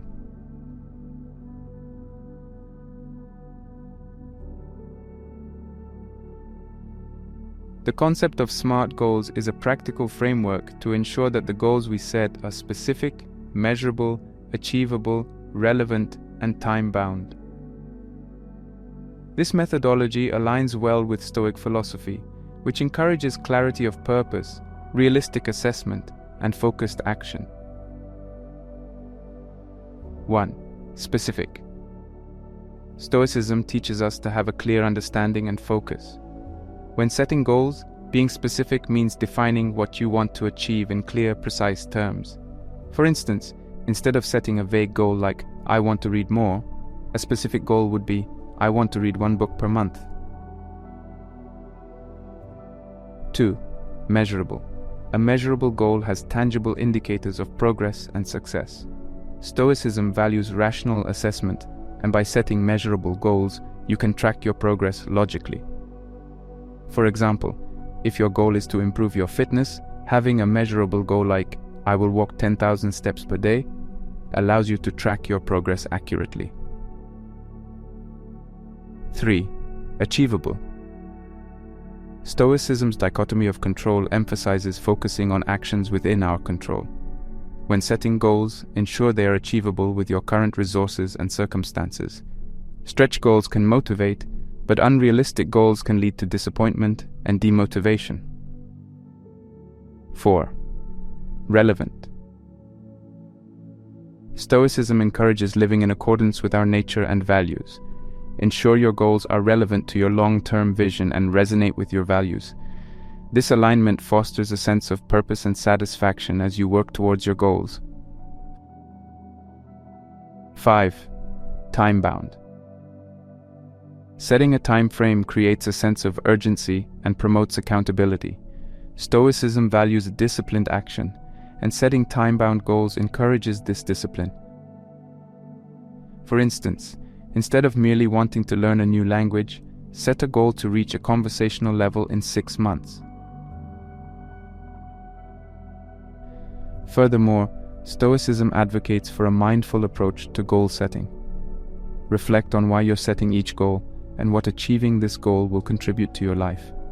Engage in regular self-reflection to assess your progress. Adjust your strategies and stay aligned with your values and long-term vision. By integrating Stoic philosophy with the SMART goals framework, we create a powerful synergy that fosters purposeful, realistic, and effective goal setting. As we progress through the journey of achieving our personal and professional goals, this holistic approach equips us with the mindset and tools necessary for meaningful success.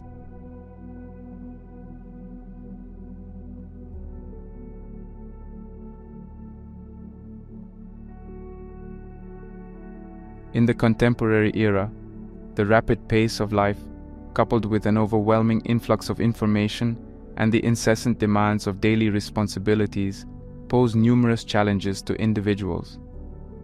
One of the paramount hurdles is the pervasive stress and anxiety that encircle both personal and professional spheres.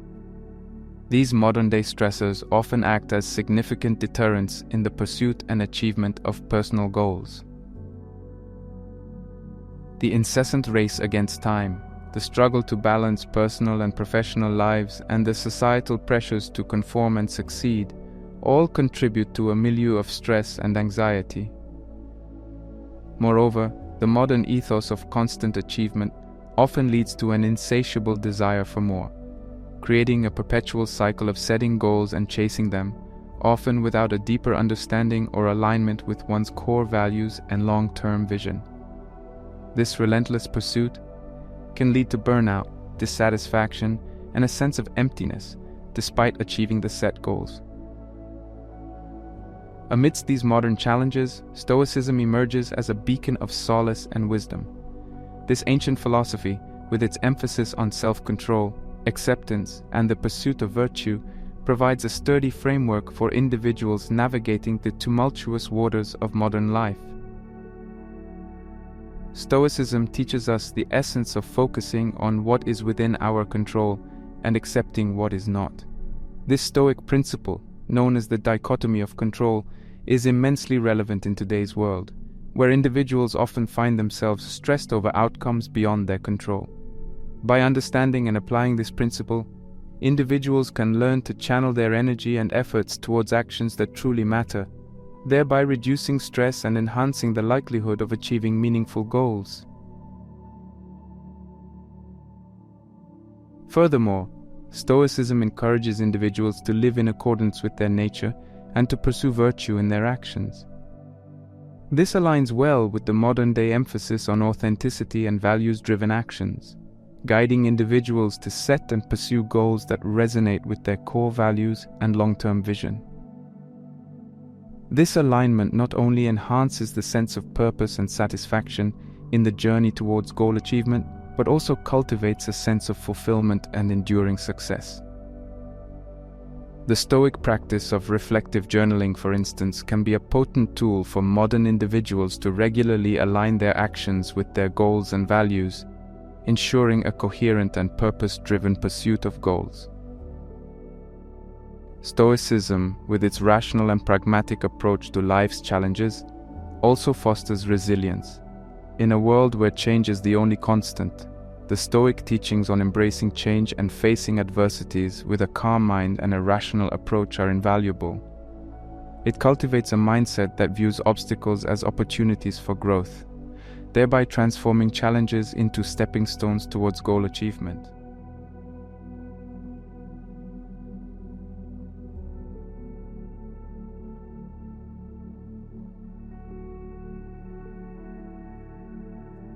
Embarking on the journey towards achieving personal or professional goals is seldom a smooth sail. It is often dotted with unforeseen challenges and setbacks that demand a fortified mindset to navigate through. Stoicism, with its grounding principles and rational approach, offers a robust mindset that can significantly augment the journey of goal pursuit. Let's delve into two pivotal traits nurtured by a Stoic mindset: resilience and persistence. Resilience, the ability to bounce back from adversities, is a hallmark of this philosophy. It teaches us to view challenges not as misfortunes, but as opportunities to grow and improve. It encourages embracing adversities as a part of the natural order of life, thus fostering a mindset that is undeterred by failures and setbacks. The Stoic practice of negative visualization, for instance, prepares the mind for potential challenges.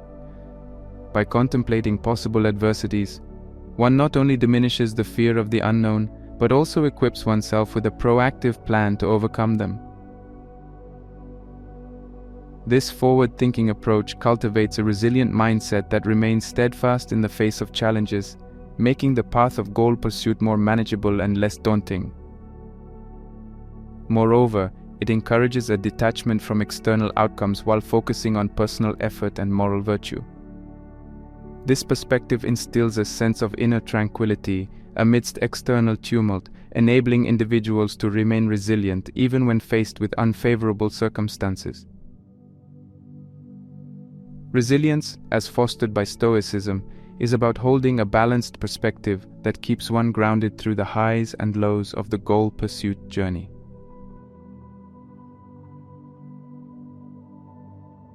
Persistence. The sustained effort to achieve one's goals despite difficulties is another virtue highly esteemed in this ancient philosophy. It propagates a disciplined and persistent approach towards goal pursuit, emphasizing the significance of staying the course irrespective of external circumstances. The Stoic principle of focusing on what is within one's control underpins the trait of persistence. By channeling efforts towards actions and attitudes within one's control and accepting the outcomes that aren't, individuals can maintain a persistent pursuit of their goals without being derailed by external circumstances. Furthermore, Stoicism encourages viewing obstacles as a natural part of the journey towards goal achievement. The Stoic adage, "The impediment to action advances action, what stands in the way becomes the way," aptly encapsulates this notion. It urges individuals to tackle obstacles head-on, transforming challenges into stepping stones towards their goals. Stoicism also advocates for a long-term perspective in goal pursuit. Instead of getting swayed by immediate setbacks or short-term failures, a Stoic mindset encourages looking at the bigger picture and staying committed to one's long-term vision. This long-term perspective nurtures a persistent attitude, propelling individuals forward in their journey towards goal achievement, irrespective of the hurdles that come along the way. Through resilience and persistence, a Stoic mindset equips individuals with the mental fortitude and disciplined approach necessary for successful goal pursuit. These traits, deeply ingrained in Stoic philosophy, are invaluable in fostering a conducive mental environment for navigating the inevitable challenges and staying committed to one's goals, thereby significantly augmenting the likelihood of achieving the envisioned success.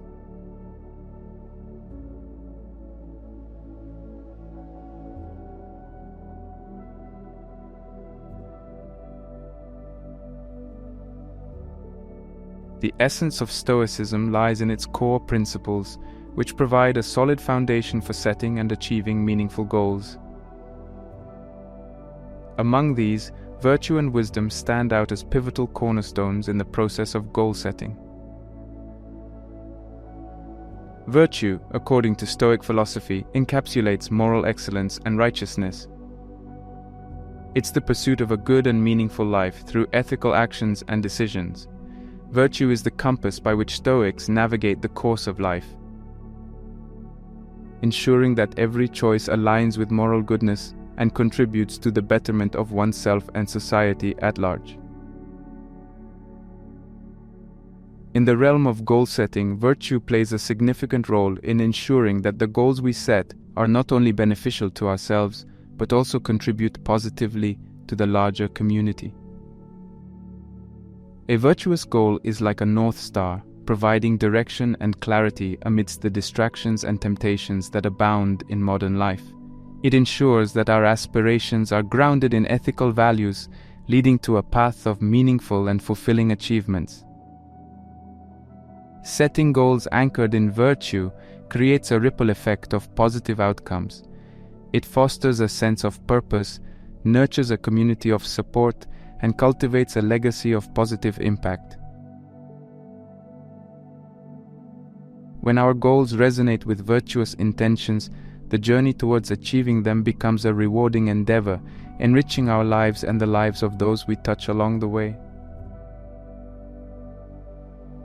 Furthermore, a virtue-driven approach to goal setting fosters a culture of integrity and ethical responsibility.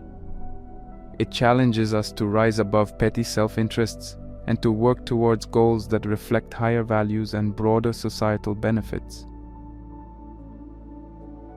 In a world where success is often measured by material acquisitions, a virtue-centric approach to goal setting is a refreshing and much-needed paradigm shift.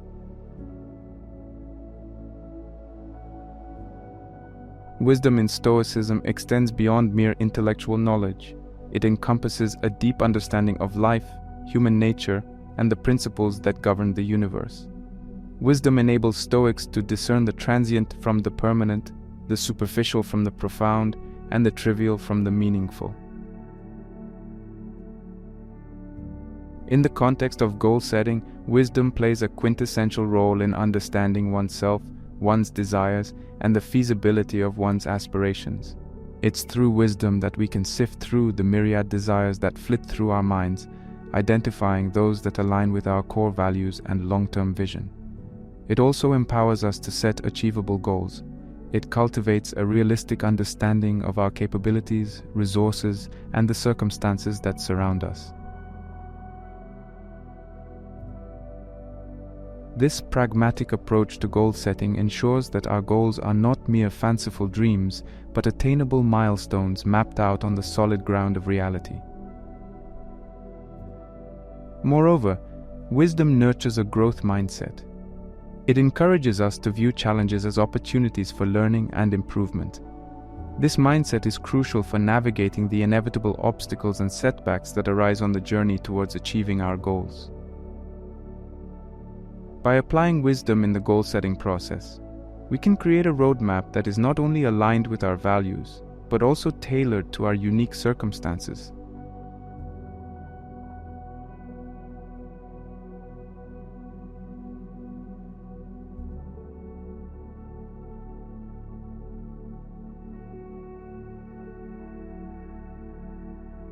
Stoicism is not merely a theoretical philosophy, but a practical guide for living a meaningful life. It offers several actionable practices that can significantly aid in the pursuit and achievement of personal and professional goals. Let's explore some of its most popular practices. Negative visualization is a potent Stoic practice that encourages individuals to envision the worst-case scenarios related to their goals or life situations. By mentally exploring the potential challenges and adversities, one prepares the mind to face these hurdles with resilience and calmness. The practice of negative visualization serves multiple purposes. Firstly, it cultivates a mindset of preparedness. By envisioning the possible obstacles, individuals can devise proactive strategies to navigate them, thereby reducing anxiety and enhancing the confidence to face the future. Secondly, it instills a sense of gratitude for the present circumstances, creating a positive mental framework that fosters contentment and reduces the fear of loss or failure. In the realm of goal achievement, negative visualization can be an invaluable tool. It can help in assessing the risks associated with the goals, preparing for potential setbacks, and developing contingency plans. This foresight, grounded in reality, fosters a proactive approach towards goal achievement, making individuals better equipped to handle challenges and keep moving forward.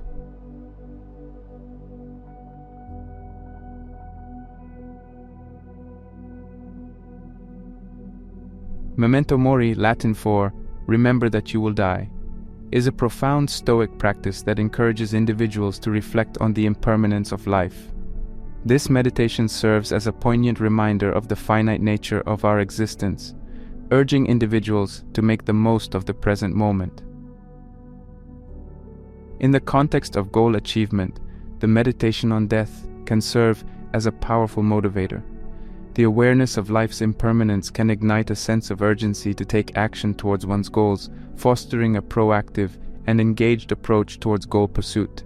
It challenges individuals to rise above complacency, to seize the opportunities at hand, and to work diligently towards achieving their aspirations. Furthermore, the meditation on death cultivates a perspective that values the essence of time and the importance of meaningful actions. It encourages individuals to focus on goals that resonate with their values and contribute positively to their lives and the lives of others, thereby fostering a purpose-driven approach towards goal achievement.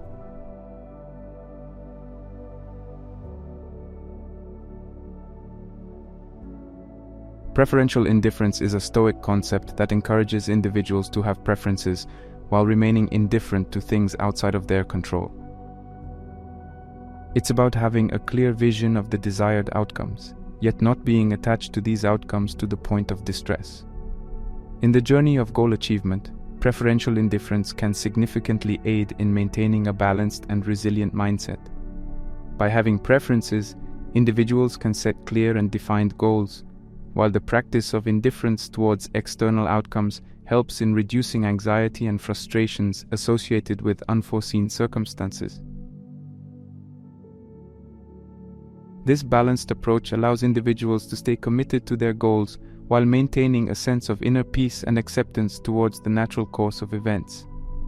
It cultivates a disciplined focus on the actions within one's control, fostering a conducive environment for diligent effort and progress towards goal achievement.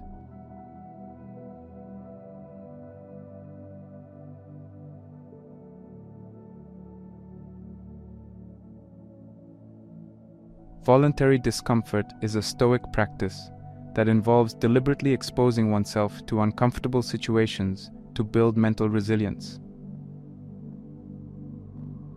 By facing discomfort head-on, individuals can train their minds to remain undeterred by external conditions thereby focusing on what truly matters in the pursuit of their goals. The practice of voluntary discomfort can take various forms. It could be as simple as taking a cold shower, fasting for a day, or foregoing certain luxuries.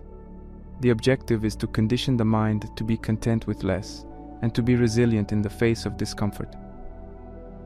In the context of goal achievement, embracing voluntary discomfort can have profound implications. It can help individuals break free from the shackles of comfort zones, thereby fostering growth and progress towards their goals.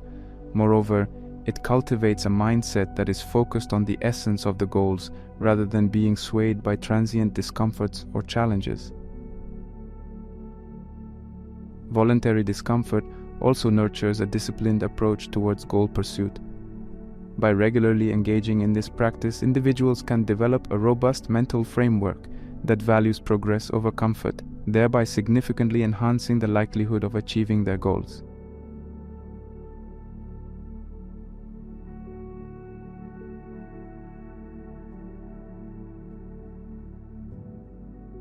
Gratitude is a powerful practice that involves acknowledging and appreciating the positive aspects of life. While not exclusively Stoic, practicing gratitude aligns well with Stoic principles of focusing on what is good and within one's control. A daily gratitude practice can significantly enhance one's outlook towards life, fostering a positive and content mindset. By appreciating the existing blessings, individuals can cultivate a sense of abundance and satisfaction, which can be incredibly motivating in the pursuit of their goals. Moreover, gratitude helps in maintaining a balanced perspective, especially during challenging times. By focusing on the positive, individuals can navigate through adversities with a hopeful and optimistic attitude, which is crucial for staying motivated towards goal achievement. Maintaining a positive and motivated mindset is paramount. A daily gratitude practice can significantly contribute to nurturing this mindset, providing a fertile mental environment for diligent effort and progress towards achieving one's goals. Additionally, gratitude fosters a sense of fulfillment and happiness, which can significantly enhance the overall experience of pursuing and achieving goals. It reminds individuals of the broader picture, encouraging a values-driven and meaningful approach towards goal achievement.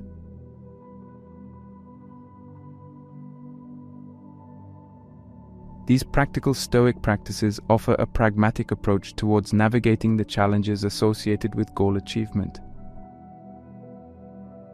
By incorporating them in their daily lives, individuals can significantly enhance their mental fortitude, clarity, and proactive engagement in the pursuit of their personal and professional goals. Through these practices, Stoicism provides a robust framework for a meaningful, resilient, and successful journey towards goal achievement.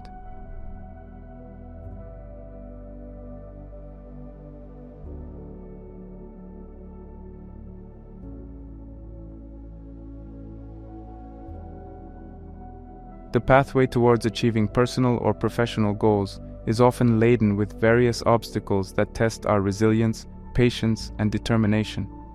Stoicism, with its rational and pragmatic approach, offers invaluable insights into overcoming these obstacles in a constructive and beneficial manner.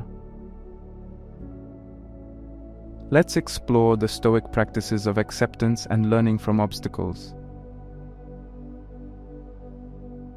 Acceptance is a central tenet of Stoic philosophy. It encourages individuals to discern between what is within their control and what is not, advocating for the acceptance of the latter. This principle, known as the dichotomy of control, provides a solid foundation for dealing with failures and obstacles stoically. In the face of obstacles, the practice of acceptance facilitates a balanced emotional response. Instead of getting ensnared in frustration or despair, individuals can maintain a calm and rational mindset, focusing on constructive responses to the situation at hand. Acceptance doesn't signify passivity or resignation, but a mature acknowledgement of reality. It cultivates a mental environment conducive to proactive problem-solving and constructive action. By accepting the presence of obstacles and the inherent uncertainties of life, individuals can channel their energy and efforts towards actions that propel them forward towards their goals. Furthermore, acceptance nurtures resilience and mental fortitude, essential traits for navigating the unpredictable journey of goal achievement. It fosters a stable mental foundation that remains unshaken by external adversities, thereby significantly enhancing the likelihood of overcoming obstacles and progressing towards goal achievement.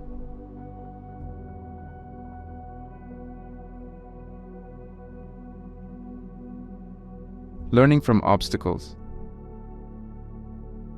The adage from Seneca, "Difficulties strengthen the mind as labor does the body," encapsulates the Stoic perspective of viewing obstacles as opportunities for mental and personal growth. Every challenge encountered on the path towards goal achievement has the potential to sharpen our problem-solving skills, enhance our resilience, and provide valuable insights that can be applied to overcome future hurdles. Obstacles often bring forth unforeseen circumstances that demand a level of creativity and innovation in devising solutions. They challenge our existing methodologies and encourage us to think outside the box.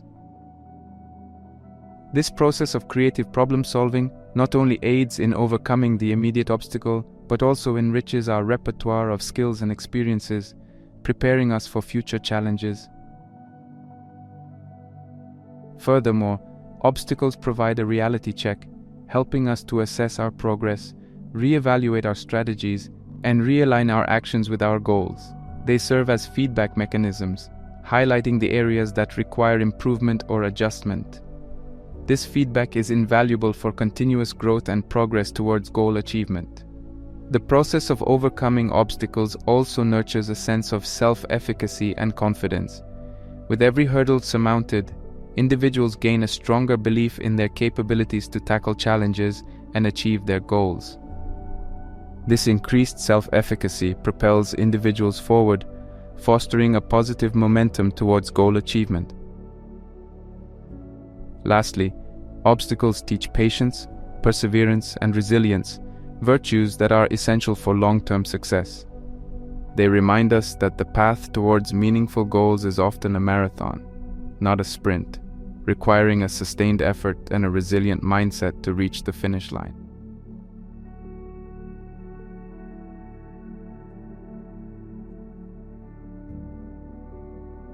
Lessons from famous Stoics on goal setting and pursuit. Gleaning insights from the teachings of famous Stoics can significantly enrich our understanding and approach towards goal setting and pursuit. Their timeless wisdom provides a robust framework for navigating the intricacies of personal and professional aspirations. Let's delve into some lessons and quotes from renowned Stoics. We cannot choose our external circumstances, but we can always choose how we respond to them. Epictetus' sage advice pushes us to understand the fundamental difference between what is within our control and what is not. In the context of goal achievement, this distinction becomes paramount. Goals often entail both internal and external factors. While we may have control over our efforts, actions, and attitudes, external circumstances such as market conditions, other people's actions, or unforeseen events may also impact our goals. By embracing the dichotomy of control, individuals can create a realistic roadmap towards their goals. It encourages a focus on personal effort, perseverance, and adaptability, while also fostering acceptance and peace with external circumstances that may not always align with our desires. This perspective can significantly reduce anxiety and maintain motivation as individuals learn to value their efforts and the progress made, regardless of external outcomes.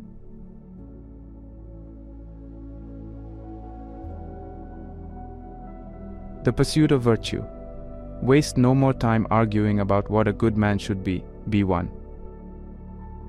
Marcus Aurelius' exhortation to embody virtue reflects the core of Stoic philosophy. Virtue is about aligning actions with moral and ethical principles, and it forms the backbone of meaningful goal setting and pursuit. It urges individuals to rise above petty desires or superficial ambitions, focusing instead on goals that contribute positively to personal growth and the broader community. In chasing goals, the alignment with virtue ensures that the journey is as enriching as the destination.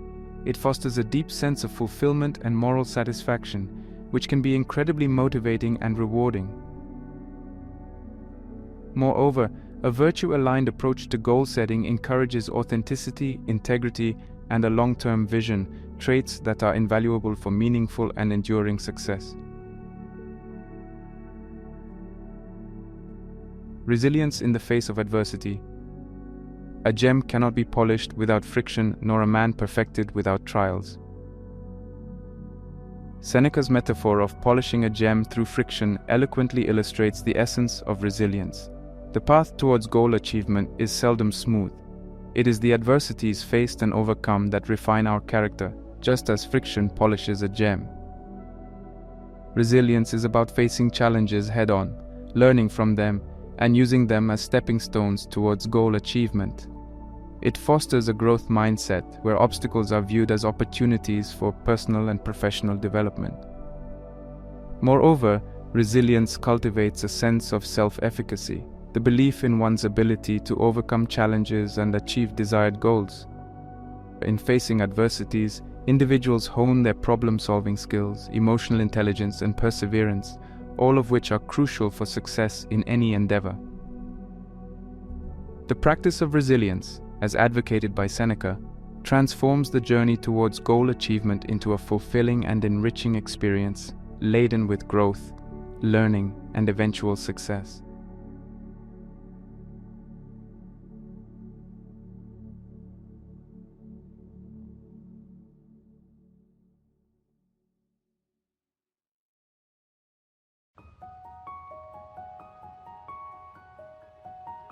In traversing the enlightening realms of Stoicism, we've unearthed a treasure trove of wisdom that holds the promise of significantly enhancing our goal-setting and pursuit endeavors. From embracing the dichotomy of control as expounded by Epictetus, which teaches us to focus on our actions and responses amidst the unpredictable terrain of external circumstances, to the pursuit of virtue as championed by Marcus Aurelius, urging us to align our goals with moral excellence and a broader vision of contributing positively to the world around us. The Stoic ethos of resilience in the face of adversity, eloquently illustrated through Seneca's metaphor, reveals the beauty of facing challenges head-on, transforming adversities into crucibles of growth and stepping stones towards our aspirations. Moreover, the practical Stoic practices of negative visualization, meditation on death, memento mori, preferential indifference, voluntary discomfort, and practicing gratitude offer actionable pathways to cultivate a robust mental framework and a disciplined, virtue-aligned approach towards our goals. These practices beckon us to delve deeper into understanding the nuances of our desires, the impermanence of life, and the essence of cherishing what we have while ardently pursuing what we aspire to achieve. As we stand at the cusp of venturing into our personal and professional goal pursuits, the timeless teachings of Stoicism offer a guiding light, illuminating the path with principles of virtue, wisdom, resilience, and acceptance.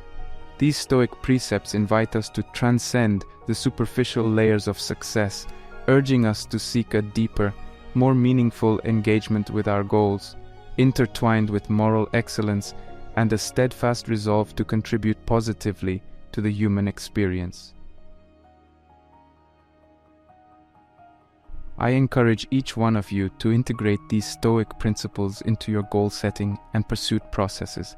Let the wisdom of Stoicism infuse your journey towards your aspirations with a profound sense of purpose, resilience, and a boundless zest for continuous learning and growth. As you embark on this enriching endeavor, may the Stoic philosophy be your companion, enlightening your path with timeless wisdom and unwavering moral fortitude. By embodying Stoic principles, not only do we augment our chances of achieving our goals, but we also enrich the very essence of the journey, making it a fulfilling, enlightening, and transformative experience.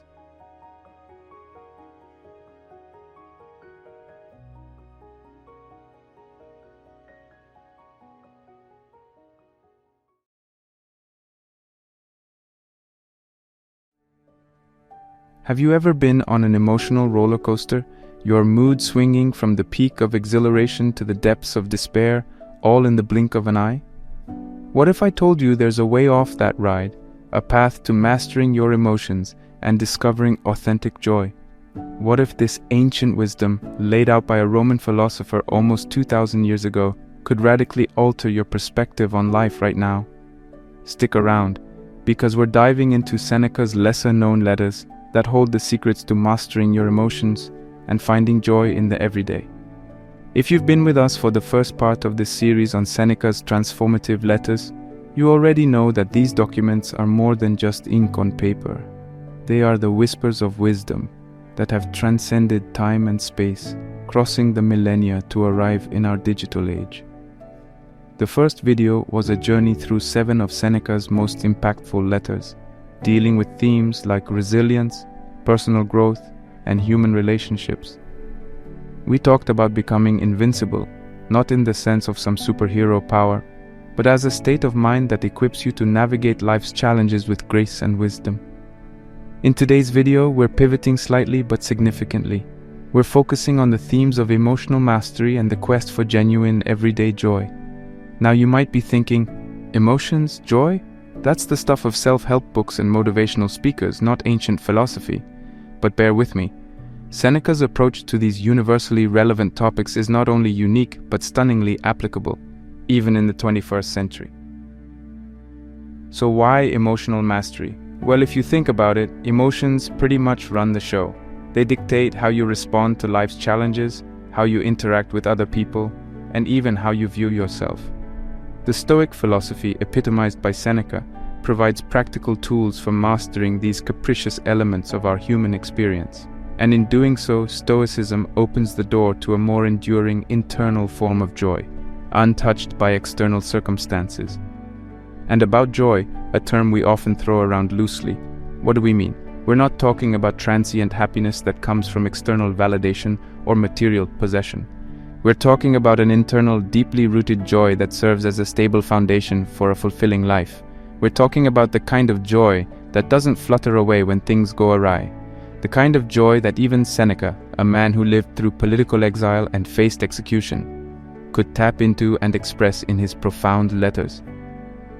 In today's video, we will dissect 5 specific letters where Seneca lays bare his secrets on controlling our emotional selves and finding that elusive, persistent joy. He tackles this grand endeavor from various angles, from the merits of philosophical reflection as a source of joy, to the importance of self-control, moderation, and courage. By the end of this video, we will have built a comprehensive roadmap informed by Seneca to master our emotional landscape and draw joy from the well of everyday life.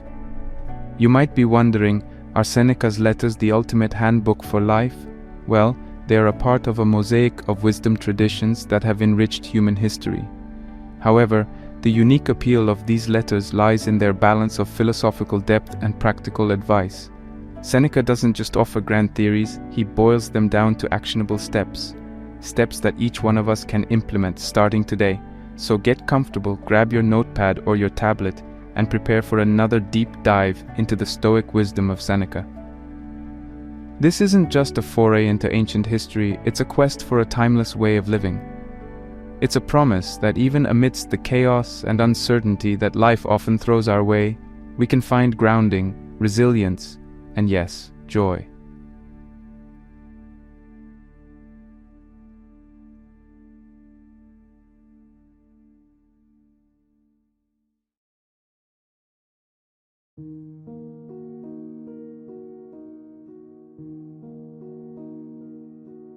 Letter 8, on the philosopher's seclusion. Do you bid me, you say, shun the throng, and withdraw from men, and be content with my own conscience? Where are the counsels of your school, which order a man to die in the midst of active work? As to the course which I seem to you to be urging on you now and then, my object in shutting myself up and locking the door is to be able to help a greater number. I never spend a day in idleness. I appropriate even a part of the night for study.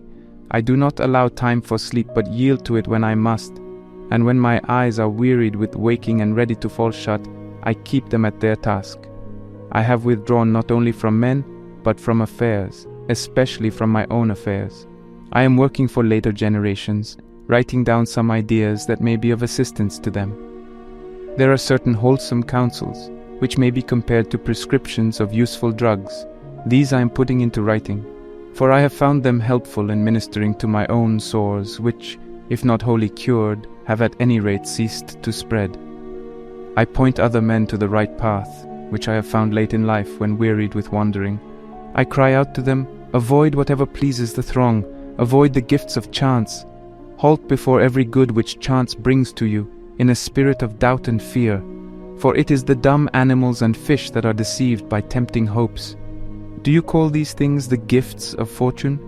They are snares, and any man among you who wishes to live a life of safety will avoid, to the utmost of his power, these limed twigs of her favor, by which we mortals, most wretched in this respect also, are deceived, for we think that we hold them in our grasp, but they hold us in theirs. Such a career leads us into precipitous ways, and life on such heights ends in a fall. Moreover, we cannot even stand up against prosperity when she begins to drive us to leeward, nor can we go down either, with the ship at least on her course, or once for all.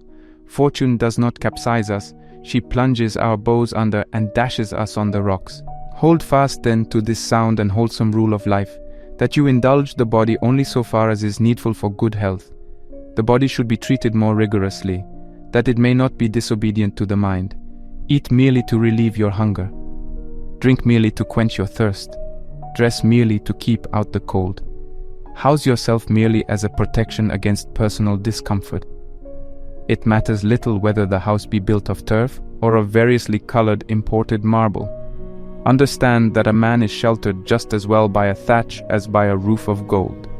Despise everything that useless toil creates as an ornament and an object of beauty, and reflect that nothing except the soul is worthy of wonder. For to the soul, if it be great, naught is great. When I commune in such terms with myself and with future generations, do you not think that I am doing more good than when I appear as counsel in court, or stamp my seal upon a will, or lend my assistance in the Senate by word or action to a candidate? Believe me, those who seem to be busied with nothing are busied with the greater tasks.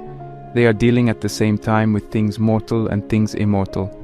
But I must stop and pay my customary contribution to balance this letter. The payment shall not be made from my own property, for I am still conning Epictetus.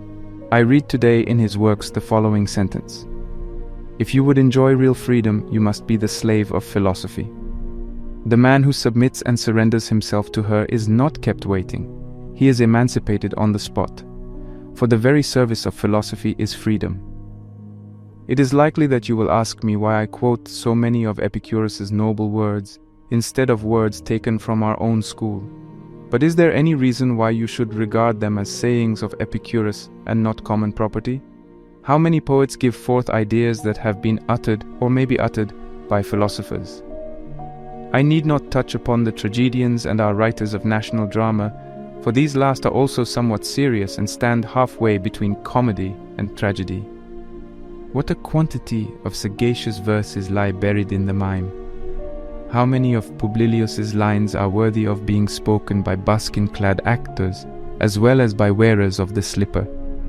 I shall quote one verse of his which concerns philosophy, and particularly that phase of it which we were discussing a moment ago, wherein he says that the gifts of chance are not to be regarded as part of our possessions.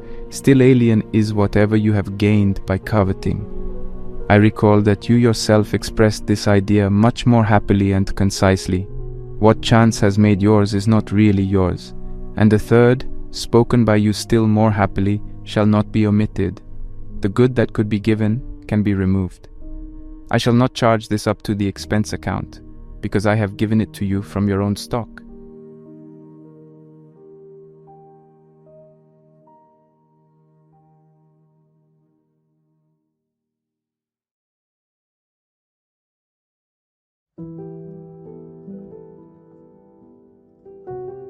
Letter 23, on the true joy which comes from philosophy. Do you suppose that I shall write you how kindly the winter season has dealt with us? A short season and a mild one? Or what a nasty spring we are having? Cold weather out of season? And all the other trivialities which people write when they are at a loss for topics of conversation? No, I shall communicate something which may help both you and myself. And what shall this something be if not an exhortation to soundness of mind? Do you ask what is the foundation of a sound mind? It is not to find joy in useless things. I said that it was the foundation. It is really the pinnacle.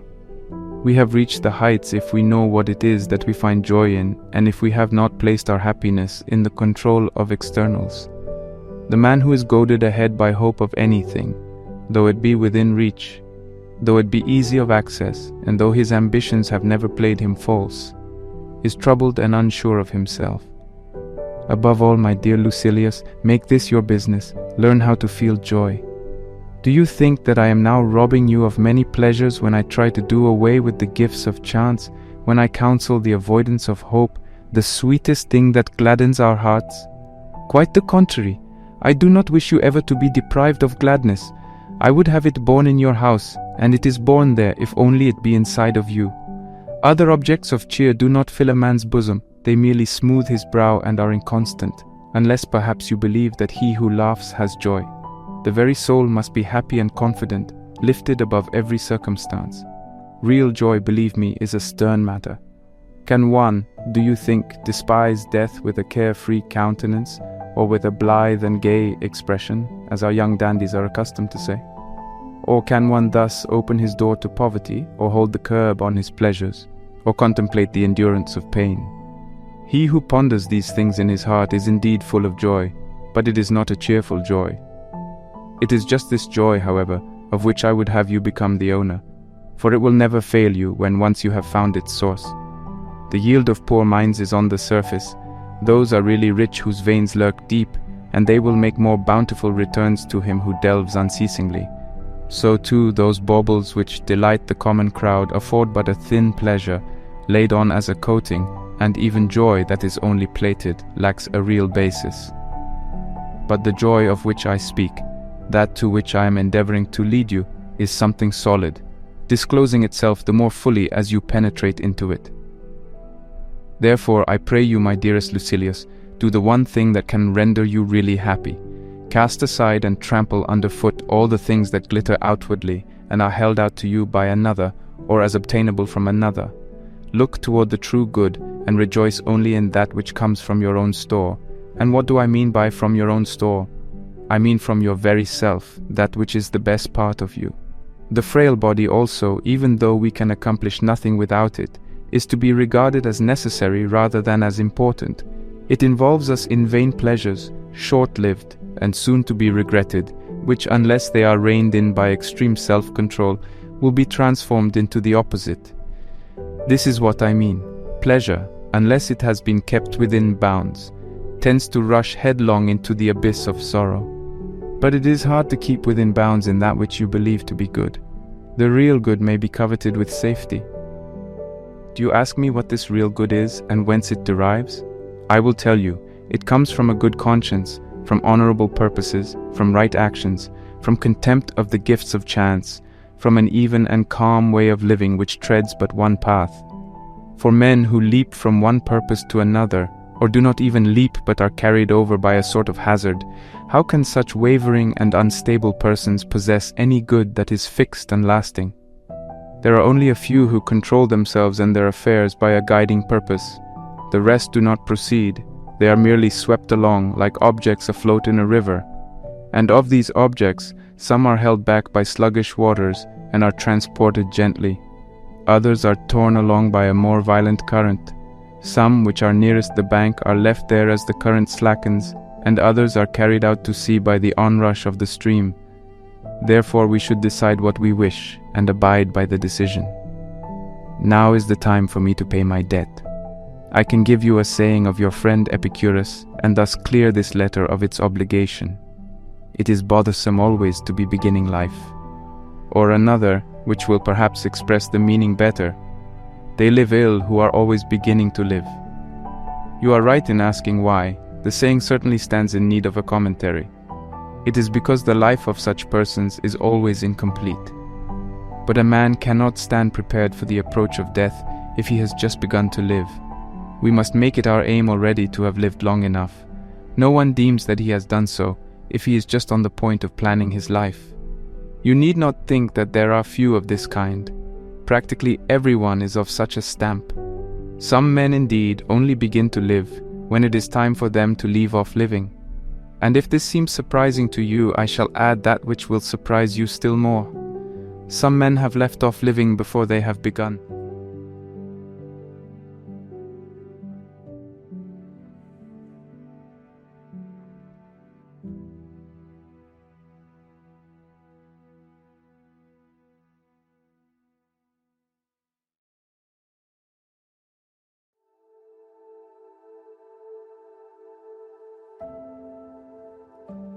Letter 36, on the value of retirement. Encourage your friend to despise stout-heartedly those who upbraid him because he has sought the shade of retirement and has abdicated his career of honors, and, though he might have attained more, has preferred tranquility to them all. Let him prove daily to these detractors how wisely he has looked out for his own interests.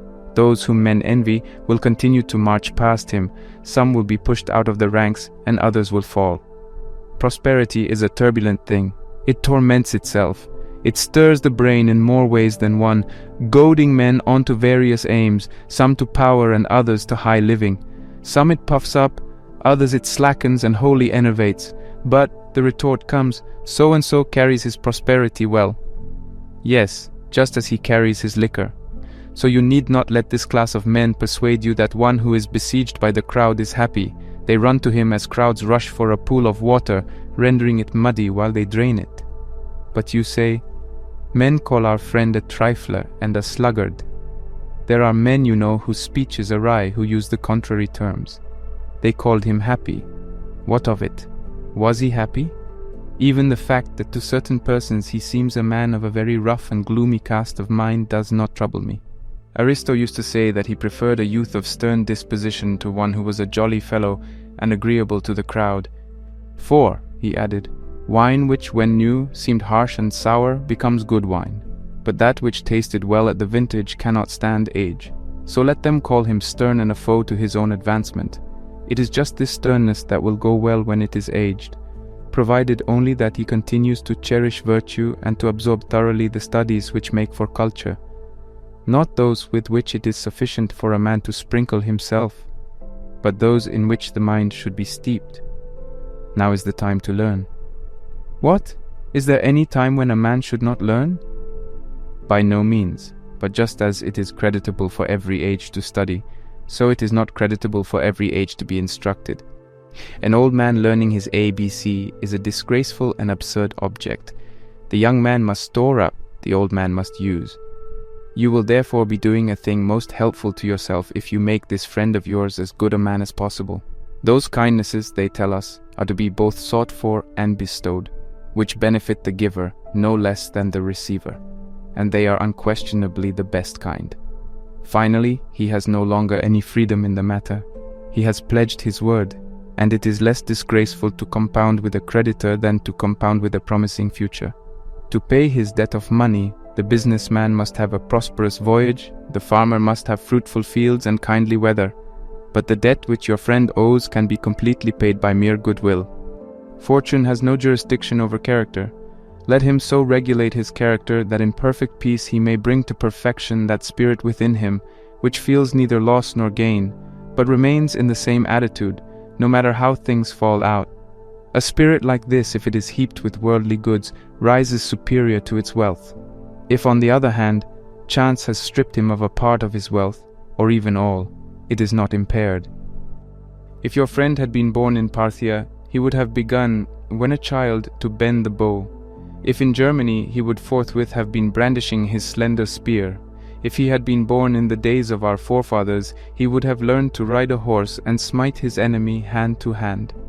These are the occupations which the system of each race recommends to the individual, yes, prescribes for him. To what then shall this friend of yours devote his attention? I say, let him learn that which is helpful against all weapons, against every kind of foe, contempt of death, because no one doubts that death has in it something that inspires terror, so that it shocks even our souls, which nature has so molded that they love their own existence. For otherwise there would be no need to prepare ourselves, and to whet our courage, to face that towards which we should move with a sort of voluntary instinct, precisely as all men tend to preserve their existence. No man learns a thing in order that, if necessity arises, he may lie down with composure upon a bed of roses. But he steels his courage to this end, that he may not surrender his plighted faith to torture, and that, if need be, he may someday stay out his watch in the trenches, even though wounded, without even leaning on his spear, because sleep is likely to creep over men who support themselves by any prop whatsoever. In death there is nothing harmful, for there must exist something to which it is harmful. And yet, if you are possessed by so great a craving for a longer life, reflect that none of the objects which vanish from our gaze and are reabsorbed into the world of things from which they have come forth and are soon to come forth again is annihilated. They merely end their course and do not perish. And death, which we fear and shrink from, merely interrupts life but does not steal it away. The time will return when we shall be restored to the light of day. And many men would object to this were they not brought back in forgetfulness of the past. But I mean to show you later with more care that everything which seems to perish merely changes. Since you are destined to return, you ought to depart with a tranquil mind. Mark how the round of the universe repeats its course. You will see that no star in our firmament is extinguished, but that they all set and rise in alternation. Summer has gone, but another year will bring it again. Winter lies low, but will be restored by its own proper months. Night has overwhelmed the sun, but day will soon rout the night again. The wandering stars retrace their former courses. A part of the sky is rising unceasingly, and a part is sinking. One word more, and then I shall stop. Infants and boys and those who have gone mad have no fear of death, and it is most shameful if reason cannot afford us that peace of mind to which they have been brought by their folly.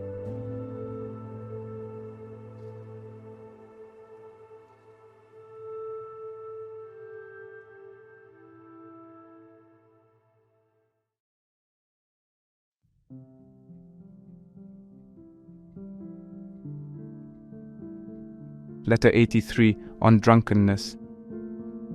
You bid me give you an account of each separate day, and of the whole day too, so you must have a good opinion of me if you think that in these days of mine there is nothing to hide. At any rate, it is thus that we should live, as if we lived in plain sight of all men, and it is thus that we should think, as if there was someone who could look into our inmost souls, and there is one who can so look. For what avails it that something is hidden from man? Nothing is shut off from the sight of God. He is witness of our souls, and he comes into the very midst of our thoughts, comes into them, I say, as one who may at any time depart.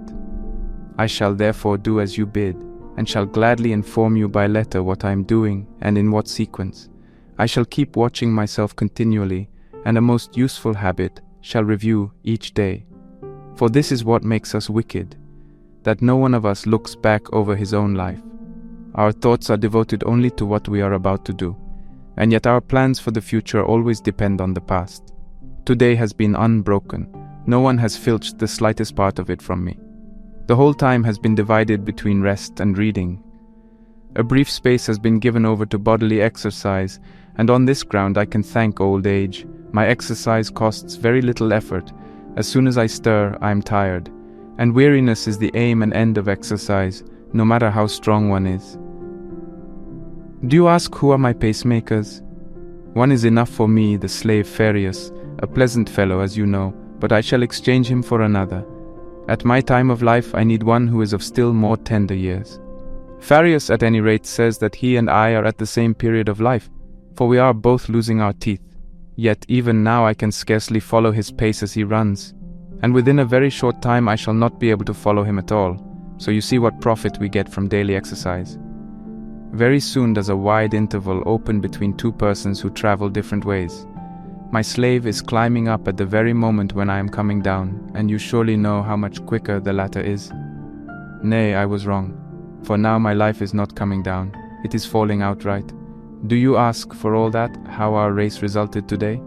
We raced to a tie, something which rarely happens in a running contest. After tiring myself out in this way, for I cannot call it exercise, I took a cold bath. This at my house means just short of hot.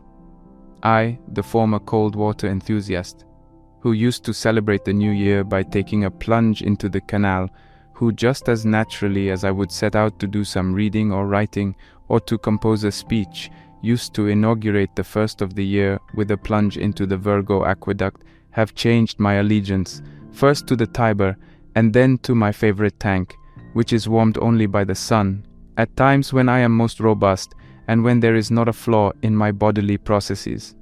I have very little energy left for bathing. After the bath, some stale bread and breakfast without a table. No need to wash the hands after such a meal. Then comes a very short nap. You know my habit.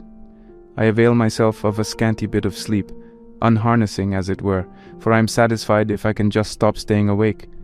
Sometimes I know that I have slept, at other times I have a mere suspicion. Lo, now the din of the races sounds about me. My ears are smitten with sudden and general cheering, but this does not upset my thoughts or even break their continuity. I can endure an uproar with complete resignation. The medley of voices blended in one note sounds to me like the dashing of waves, or like the wind that lashes the treetops, or like any other sound which conveys no meaning. What is it then, you ask, to which I have been giving my attention?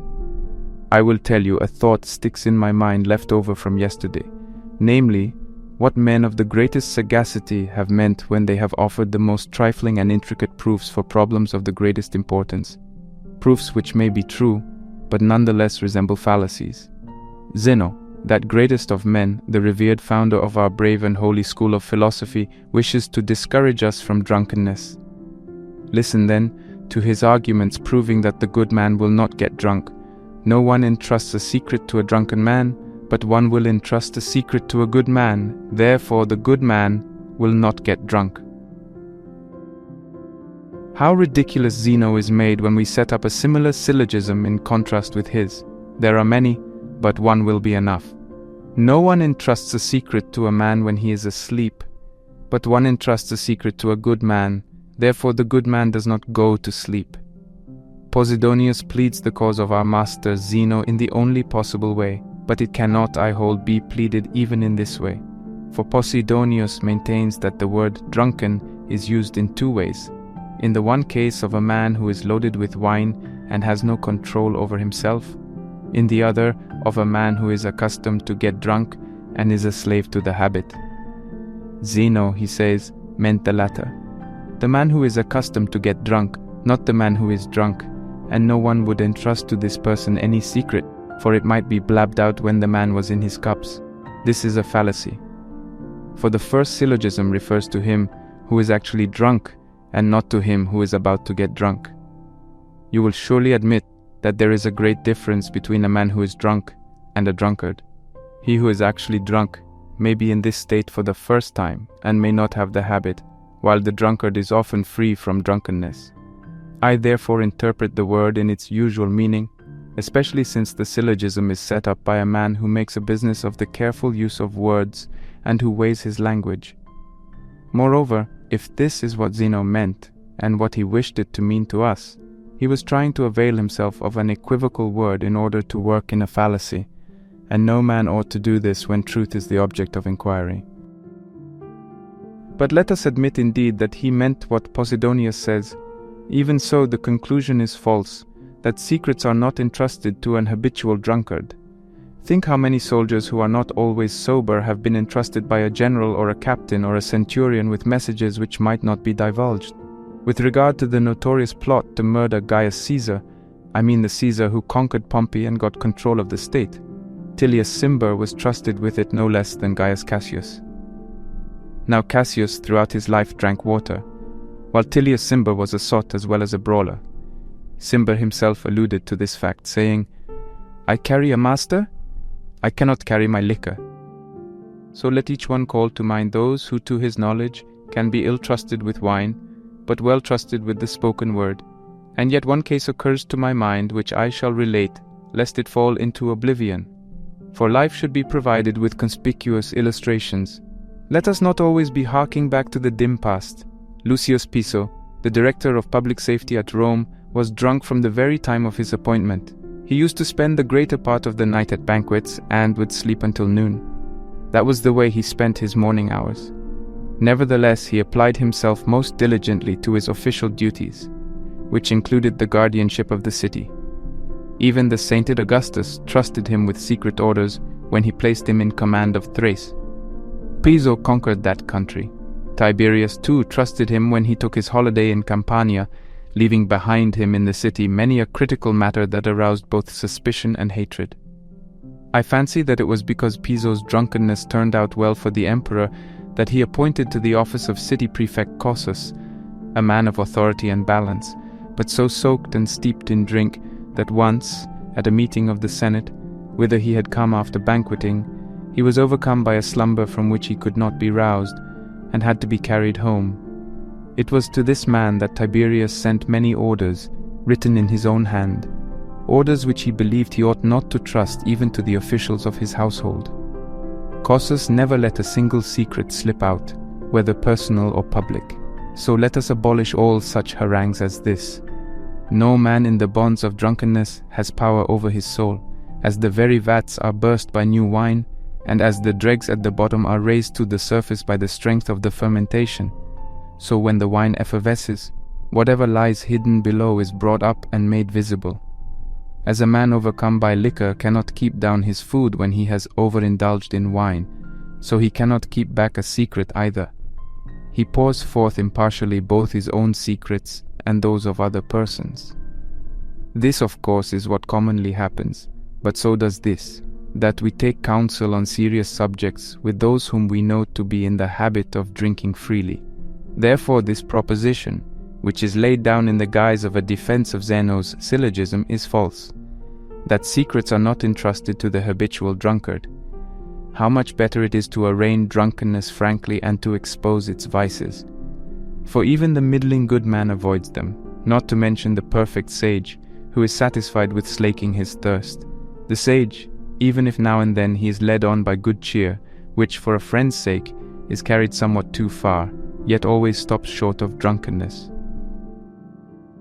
We shall investigate later the question whether the mind of the sage is upset by too much wine and commits follies like those of the toper.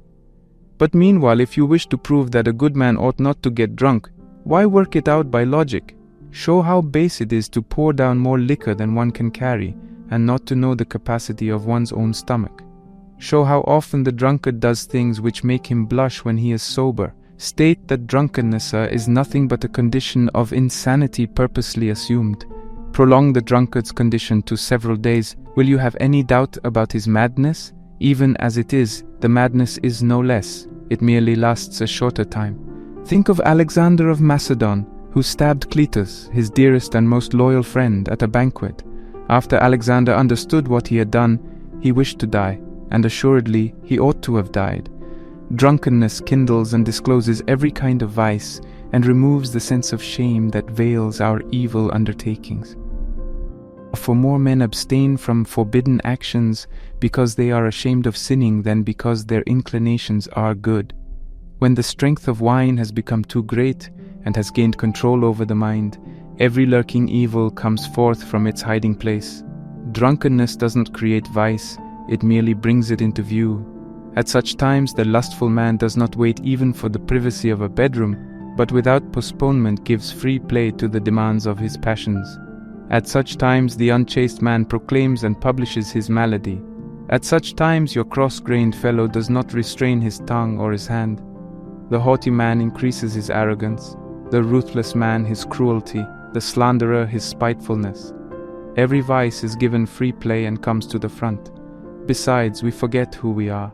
We utter words that are halting and poorly enunciated. The glance is unsteady, the step falters, the head is dizzy. The very ceiling moves about as if a cyclone were whirling the whole house, and the stomach suffers torture when the wine generates gas and causes our very bowels to swell. However, at the time, these troubles can be endured, so long as the man retains his natural strength. But what can he do when sleep impairs his powers, and when that which was drunkenness becomes indigestion? Think of the calamities caused by drunkenness in a nation. This evil has betrayed to their enemies the most spirited and warlike races. This evil has made breaches in walls defended by the stubborn warfare of many years. This evil has forced under alien sway peoples who were utterly unyielding and defiant of the yoke. This evil has conquered by the wine cup those who in the field were invincible. Alexander, whom I have just mentioned, passed through his many marches, his many battles, his many winter campaigns, through which he worked his way by overcoming disadvantages of time or place, the many rivers which flowed from unknown sources, and the many seas, all in safety. It was intemperance in drinking that laid him low, and the famous death-dealing bowl of Hercules. What glory is there in carrying much liquor? When you have won the prize, and the other banqueters, sprawling asleep or vomiting, have declined your challenge to still other toasts, when you are the last survivor of the revels, when you have vanquished everyone by your magnificent show of prowess, and there is no man who has proved himself of so great capacity as you are vanquished by the cask.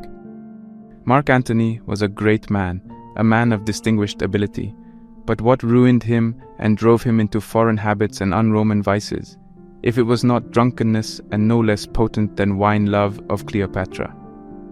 This it was that made him an enemy of the state. This it was that rendered him no match for his enemies. This it was that made him cruel when, as he sat at table, the heads of the leaders of the state were brought in, when amid the most elaborate feasts and royal luxury he would identify the faces and hands of men whom he had proscribed, or when, though heavy with wine, he yet thirsted for blood. It was intolerable that he was getting drunk while he did such things. How much more intolerable that he did these things while actually drunk. Cruelty usually follows wine-bibbing, for a man's soundness of mind is corrupted and made savage. Just as a lingering illness makes men querulous and irritable and drives them wild at the least crossing of their desires, so continued bouts of drunkenness bestialize the soul. For when people are often beside themselves, the habit of madness lasts on, and the vices which liquor generated retain their power even when the liquor is gone. Therefore you should state why the wise man ought not to get drunk. Explain by facts and not by mere words the hideousness of the thing and its haunting evils. Do that which is easiest of all. Demonstrate that what men call pleasures are punishments as soon as they have exceeded due bounds. For if you try to prove that the wise man can souse himself with much wine, and yet keep his course straight, even though he be in his cups, you may go on to infer by syllogisms that he will not die if he swallows poison, that he will not sleep if he takes a sleeping potion, that he will not vomit and reject the matter which clogs his stomach when you give him hellebore. But when a man's feet totter and his tongue is unsteady, what reason have you for believing that he is half sober and half drunk?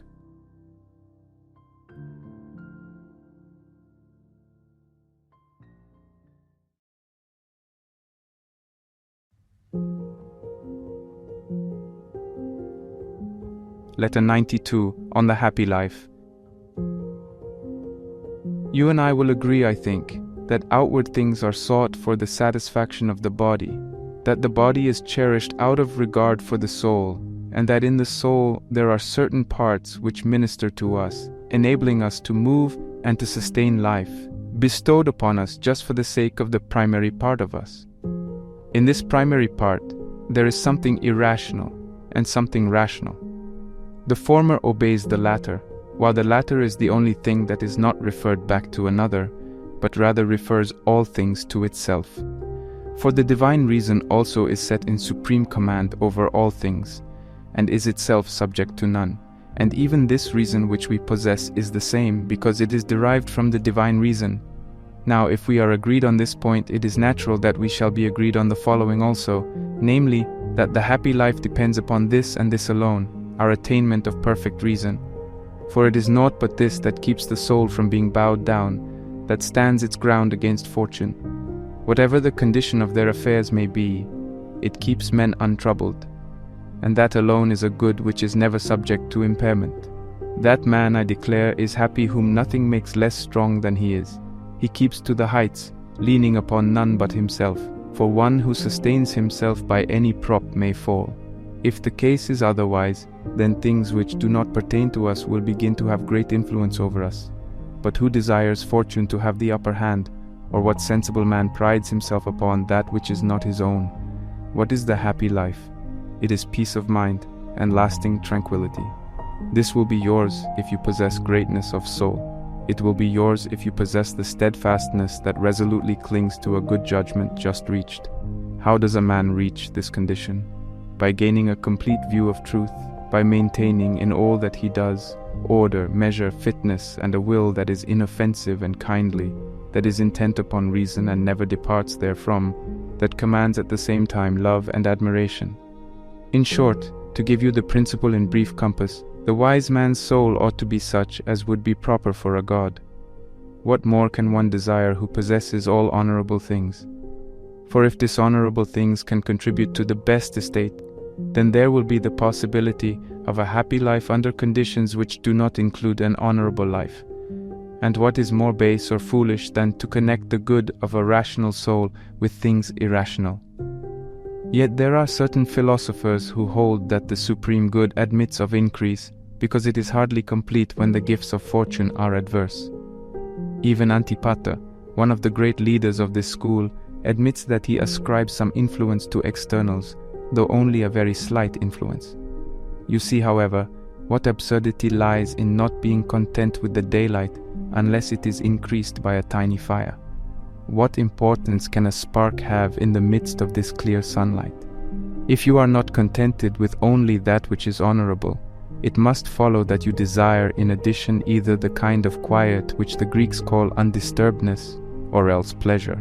But the former may be attained in any case, for the mind is free from disturbance when it is fully free to contemplate the universe, and nothing distracts it from the contemplation of nature. The second pleasure is simply the good of cattle. We are but adding the irrational to the rational, the dishonorable to the honorable. A pleasant physical sensation affects this life of ours. Why, therefore, do you hesitate to say that all is well with a man just because all is well with his appetite? And do you rate, I will not say among heroes, but among men, the person whose supreme good is a matter of flavors and colors and sounds? Nay, let him withdraw from the ranks of this, the noblest class of living beings, second only to the gods. Let him herd with the dumb brutes, an animal whose delight is in fodder. The irrational part of the soul is twofold. The one part is spirited, ambitious, uncontrolled. Its seat is in the passions. The other is lowly, sluggish, and devoted to pleasure. Philosophers have neglected the former, which, though unbridled, is yet better, and is certainly more courageous and more worthy of a man, and have regarded the latter, which is nerveless and ignoble, as indispensable to the happy life. They have ordered reason to serve this latter. They have made the supreme good of the noblest living being an abject and mean affair, and a monstrous hybrid too, composed of various members which harmonize but ill. For as our Virgil describing Scylla says, above, a human face and maiden's breast, a beauteous breast. Below, a monster huge of bulk and shapeless, with a dolphin's tail joined to a wolf-like belly. And yet to this Scylla are tacked on the forms of wild animals, dreadful and swift. But from what monstrous shapes have these wiseacres compounded wisdom? Man's primary art is virtue itself. There is joined to this the useless and fleeting flesh, fitted only for the reception of food, as Posidonius remarks. This divine virtue ends in foulness, and to the higher parts, which are worshipful and heavenly, there is fastened a sluggish and flabby animal. As for the second desideratum, quiet, although it would indeed not of itself be of any benefit to the soul, yet it would relieve the soul of hindrances. Pleasure, on the contrary, actually destroys the soul and softens all its vigor. What elements so inharmonious as these can be found united? To that which is most vigorous is joined that which is most sluggish, to that which is austere, that which is far from serious, to that which is most holy, that which is unrestrained even to the point of impurity. What then, comes the retort, if good health, rest, and freedom from pain are not likely to hinder virtue, shall you not seek all these? Of course I shall seek them, but not because they are goods. I shall seek them because they are according to nature, and because they will be acquired through the exercise of good judgment on my part. What then will be good in them? This alone, that it is a good thing to choose them. For when I don suitable attire, or walk as I should, or dine as I ought to dine, it is not my dinner, or my walk, or my dress that are goods, but the deliberate choice which I show in regard to them, as I observe, in each thing I do, a mean that conforms with reason. Let me also add that the choice of neat clothing is a fitting object of a man's efforts, for man is by nature a neat and well-groomed animal. Hence the choice of neat attire and not neat attire in itself is a good, since the good is not in the thing selected, but in the quality of the selection. Our actions are honorable, but not the actual things which we do. And you may assume that what I have said about dress applies also to the body. For nature has surrounded our soul with the body as with a sort of garment. The body is its cloak. But who has ever reckoned the value of clothes by the wardrobe which contained them? The scabbard does not make the sword good or bad. Therefore, with regard to the body, I shall return the same answer to you, that if I have the choice, I shall choose health and strength, but that the good involved will be my judgment regarding these things, and not the things themselves. Another retort is, granted that the wise man is happy, nevertheless he does not attain the supreme good which we have defined, unless the means also which nature provides for its attainment are at his call. So, while one who possesses virtue cannot be unhappy, yet one cannot be perfectly happy if one lacks such natural gifts as health or soundness of limb. But in saying this, you grant the alternative which seems the more difficult to believe, that the man who is in the midst of unremitting and extreme pain is not wretched, nay, is even happy. And you deny that which is much less serious, that he is completely happy. And yet, if virtue can keep a man from being wretched, it will be an easier task for it to render him completely happy. For the difference between happiness and complete happiness is less than that between wretchedness and happiness. Can it be possible that a thing which is so powerful as to snatch a man from disaster and place him among the happy cannot also accomplish what remains and render him supremely happy? Does its strength fail at the very top of the climb? There are in life things which are advantageous and disadvantageous, both beyond our control. If a good man, in spite of being weighed down by all kinds of disadvantages, is not wretched, how is he not supremely happy, no matter if he does lack certain advantages? For as he is not weighted down to wretchedness by his burden of disadvantages, so he is not withdrawn from supreme happiness through lack of any advantages. Nay, he is just as supremely happy without the advantages as he is free from wretchedness, though under the load of his disadvantages. Otherwise, if his good can be impaired, it can be snatched from him altogether. A short space above, I remarked that a tiny fire does not add to the sun's light, for by reason of the sun's brightness, any light that shines apart from the sunlight is blotted out. But, one may say, there are certain objects that stand in the way even of the sunlight. The sun, however, is unimpaired even in the midst of obstacles, and though an object may intervene and cut off our view thereof, the sun sticks to his work and goes on his course. Whenever he shines forth from amid the clouds, he is no smaller nor less punctual either than when he is free from clouds, since it makes a great deal of difference whether there is merely something in the way of his light or something which interferes with his shining. Similarly, obstacles take nothing away from virtue. It is no smaller, but merely shines with less brilliancy. In our eyes it may perhaps be less visible and less luminous than before, but as regards itself, it is the same, and like the sun when he is eclipsed, is still, though in secret, putting forth its strength. Disasters, therefore, and losses and wrongs have only the same power over virtue that a cloud has over the sun.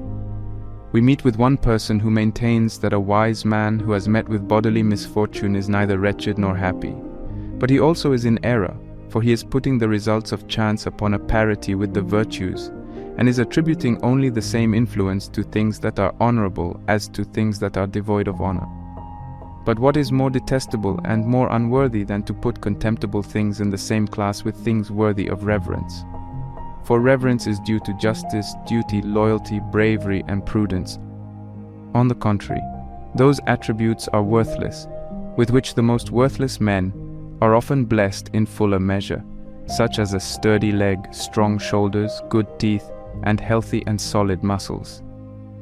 Again, if the wise man whose body is a trial to him shall be regarded as neither wretched nor happy, but shall be left in a sort of halfway position, his life also will be neither desirable nor undesirable. But what is so foolish as to say that the wise man's life is not desirable? And what is so far beyond the bounds of credence as the opinion that any life is neither desirable nor undesirable? Again, if bodily ills do not make a man wretched, they consequently allow him to be happy.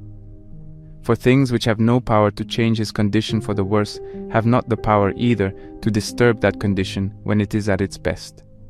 But someone will say, we know what is cold and what is hot. A lukewarm temperature lies between. Similarly, A is happy and B is wretched, and C is neither happy nor wretched. I wish to examine this figure, which is brought into play against us. If I add to your lukewarm water a larger quantity of cold water, the result will be cold water. But if I pour in a larger quantity of hot water, the water will finally become hot. In the case, however, of your man who is neither wretched nor happy, no matter how much I add to his troubles, he will not be unhappy, according to your argument. Hence your figure offers no analogy. Again, suppose that I set before you a man who is neither miserable nor happy. I add blindness to his misfortunes. He is not rendered unhappy. I cripple him. He is not rendered unhappy. I add afflictions which are unceasing and severe. He is not rendered unhappy. Therefore, one whose life is not changed to misery by all these ills is not dragged by them either from his life of happiness. Then if, as you say, the wise man cannot fall from happiness to wretchedness, he cannot fall into non-happiness.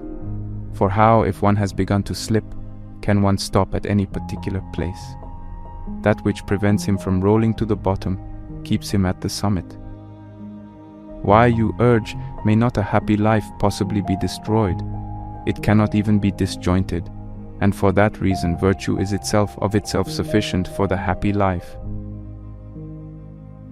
But, it is said, is not the wise man happier if he has lived longer and has been distracted by no pain than one who has always been compelled to grapple with evil fortune? Answer me now, is he any better or more honorable? If he is not, then he is not happier either. In order to live more happily, he must live more rightly. If he cannot do that, then he cannot live more happily either. Virtue cannot be strained tighter, and therefore neither can the happy life, which depends on virtue. For virtue is so great a good that it is not affected by such insignificant assaults upon it as shortness of life, pain, and the various bodily vexations. For pleasure does not deserve that. Virtue should even glance at it. Now what is the chief thing in virtue? It is the quality of not needing a single day beyond the present, and of not reckoning up the days that are ours. In the slightest possible moment of time, virtue completes an eternity of good. These goods seem to us incredible and transcending man's nature, for we measure its grandeur by the standard of our own weakness, and we call our vices by the name of virtue. Furthermore, does it not seem just as incredible that any man in the midst of extreme suffering should say, I am happy? And yet this utterance was heard in the very factory of pleasure, when Epictetus said, Today and one other day have been the happiest of all. Although in the one case he was tortured by strangury, and in the other by the incurable pain of an ulcerated stomach. Why then should those goods which virtue bestows be incredible in the sight of us, who cultivate virtue, when they are found even in those who acknowledge pleasure as their mistress? These also, ignoble and base-minded as they are, declare that even in the midst of excessive pain and misfortune, the wise man will be neither wretched nor happy. And yet this also is incredible, nay, still more incredible than the other case. For I do not understand how, if virtue falls from her heights, she can help being hurled all the way to the bottom. She either must preserve one in happiness, or if driven from this position, she will not prevent us from becoming unhappy. If virtue only stands her ground, she cannot be driven from the field. She must either conquer or be conquered. But some say, only to the immortal gods is given virtue and the happy life. We can attain but the shadow, as it were, and semblance of such goods as theirs. We approach them, but we never reach them. Reason, however, is a common attribute of both gods and men. In the gods it is already perfected. In us it is capable of being perfected. But it is our vices that bring us to despair, for the second class of rational being, man, is of an inferior order, a guardian, as it were, who is too unstable to hold fast to what is best, his judgment still wavering and uncertain. He may require the faculties of sight and hearing, good health, a bodily exterior that is not loathsome, and besides greater length of days conjoined with an unimpaired constitution. Though by means of reason he can lead a life which will not bring regrets, yet there resides in this imperfect creature, man, a certain power that makes for badness, because he possesses a mind which is easily moved to perversity. Suppose, however, the badness which is in full view, and has previously been stirred to activity, to be removed. The man is still not a good man, but he is being molded to goodness. One, however, in whom there is lacking any quality that makes for goodness, is bad. But he in whose body virtue dwells and spirit air present is equal to the gods. Mindful of his origin, he strives to return thither. No man does wrong in attempting to regain the heights from which he once came down. And why should you not believe that something of divinity exists in one who is a part of God? All this universe which encompasses us is one, and it is God. We are associates of God, we are His members. Our soul has capabilities, and is carried thither, if vices do not hold it down. Just as it is the nature of our bodies to stand erect and look upward to the sky, so the soul, which may reach out as far as it will, was framed by nature to this end, that it should desire equality with the gods. And if it makes use of its powers, and stretches upward into its proper region, it is by no alien path that it struggles toward the heights. It would be a great task to journey heavenwards. The soul but returns thither. When once it has found the road, it boldly marches on, scornful of all things. It casts no backward glance at wealth, gold and silver, things which are fully worthy of the gloom in which they once lay. It values not by the sheen which smites the eyes of the ignorant, but by the mire of ancient days, whence our greed first detached and dug them out. The soul, I affirm, knows that riches are stored elsewhere than in men's heaped-up treasure houses, that it is the soul, and not the strong box, which should be filled.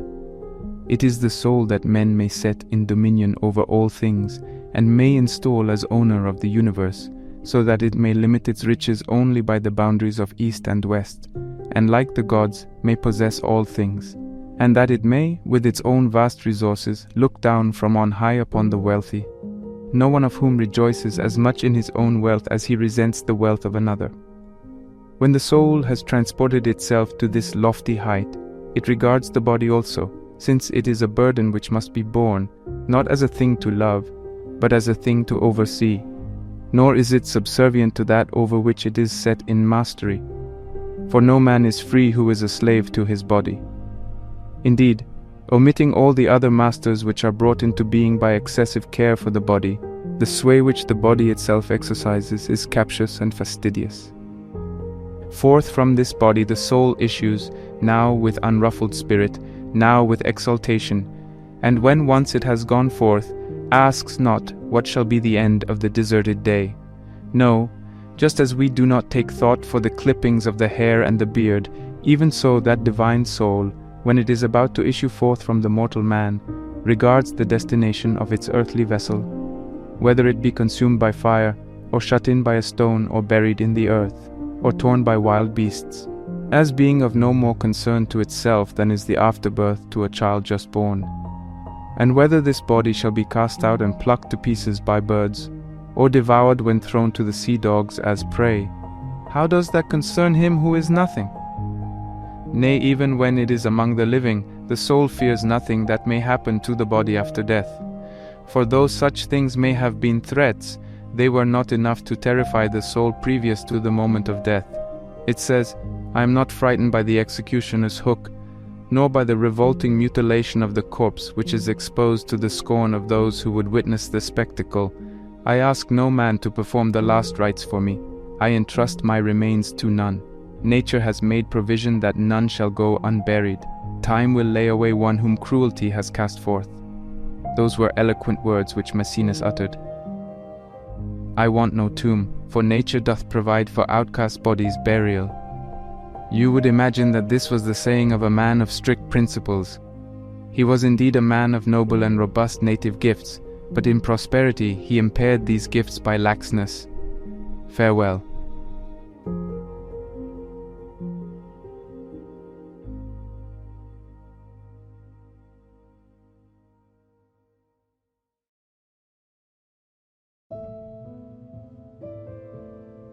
As we reach the end of this enlightening exploration into Seneca's Stoic principles, it's clear that each of these hand-picked letters serves as a unique lens through which we can examine the complexities of human emotions and the quest for authentic joy. Today, we've traveled far and wide across the rich landscape of Stoic philosophy, extending the foundational insights we gleaned from our previous video and diving even deeper into how these age-old teachings can offer us unmatched emotional resilience in today's fast-paced world.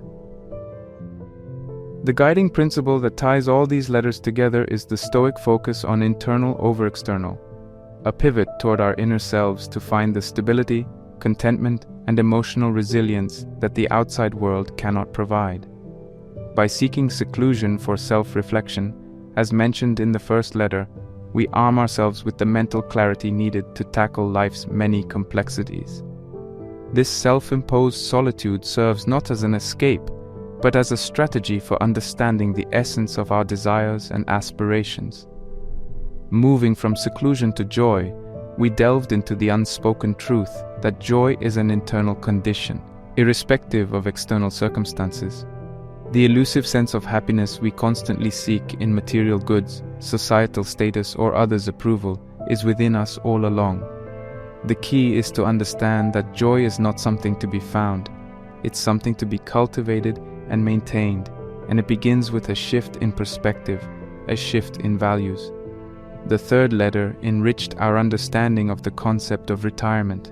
Not the end-of-life retreat into oblivion, but the Stoic practice of retreating from the chaos to focus on the essentials.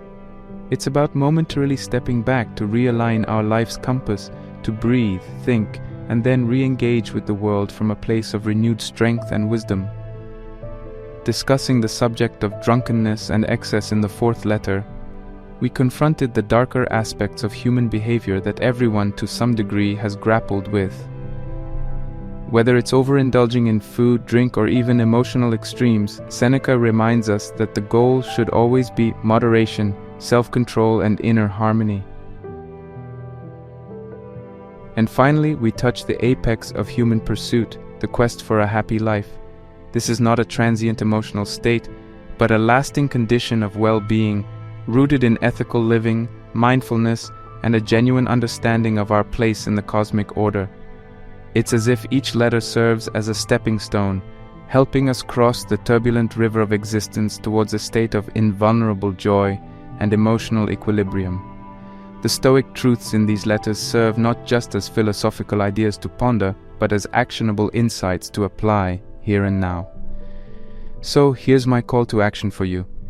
Take just one of these principles, whether it's the strategy of seclusion for self-reflection, the internal cultivation of joy, the wisdom of tactical withdrawal, the mastery of self-control, or the pursuit of genuine happiness, and apply it consciously for the next week. Make a daily habit of it, and then take a moment to observe how it transforms your emotional landscape. Allow Seneca's wisdom to not just enter your mind, but to permeate your life. It's one thing to be moved emotionally by philosophy, but it's another to be transformed by it. And that's the challenge I leave you with today. Don't just be a passive receiver of wisdom, be an active participant in your own transformation. The journey toward emotional mastery and genuine joy is not a spectator sport. It's the very essence of life.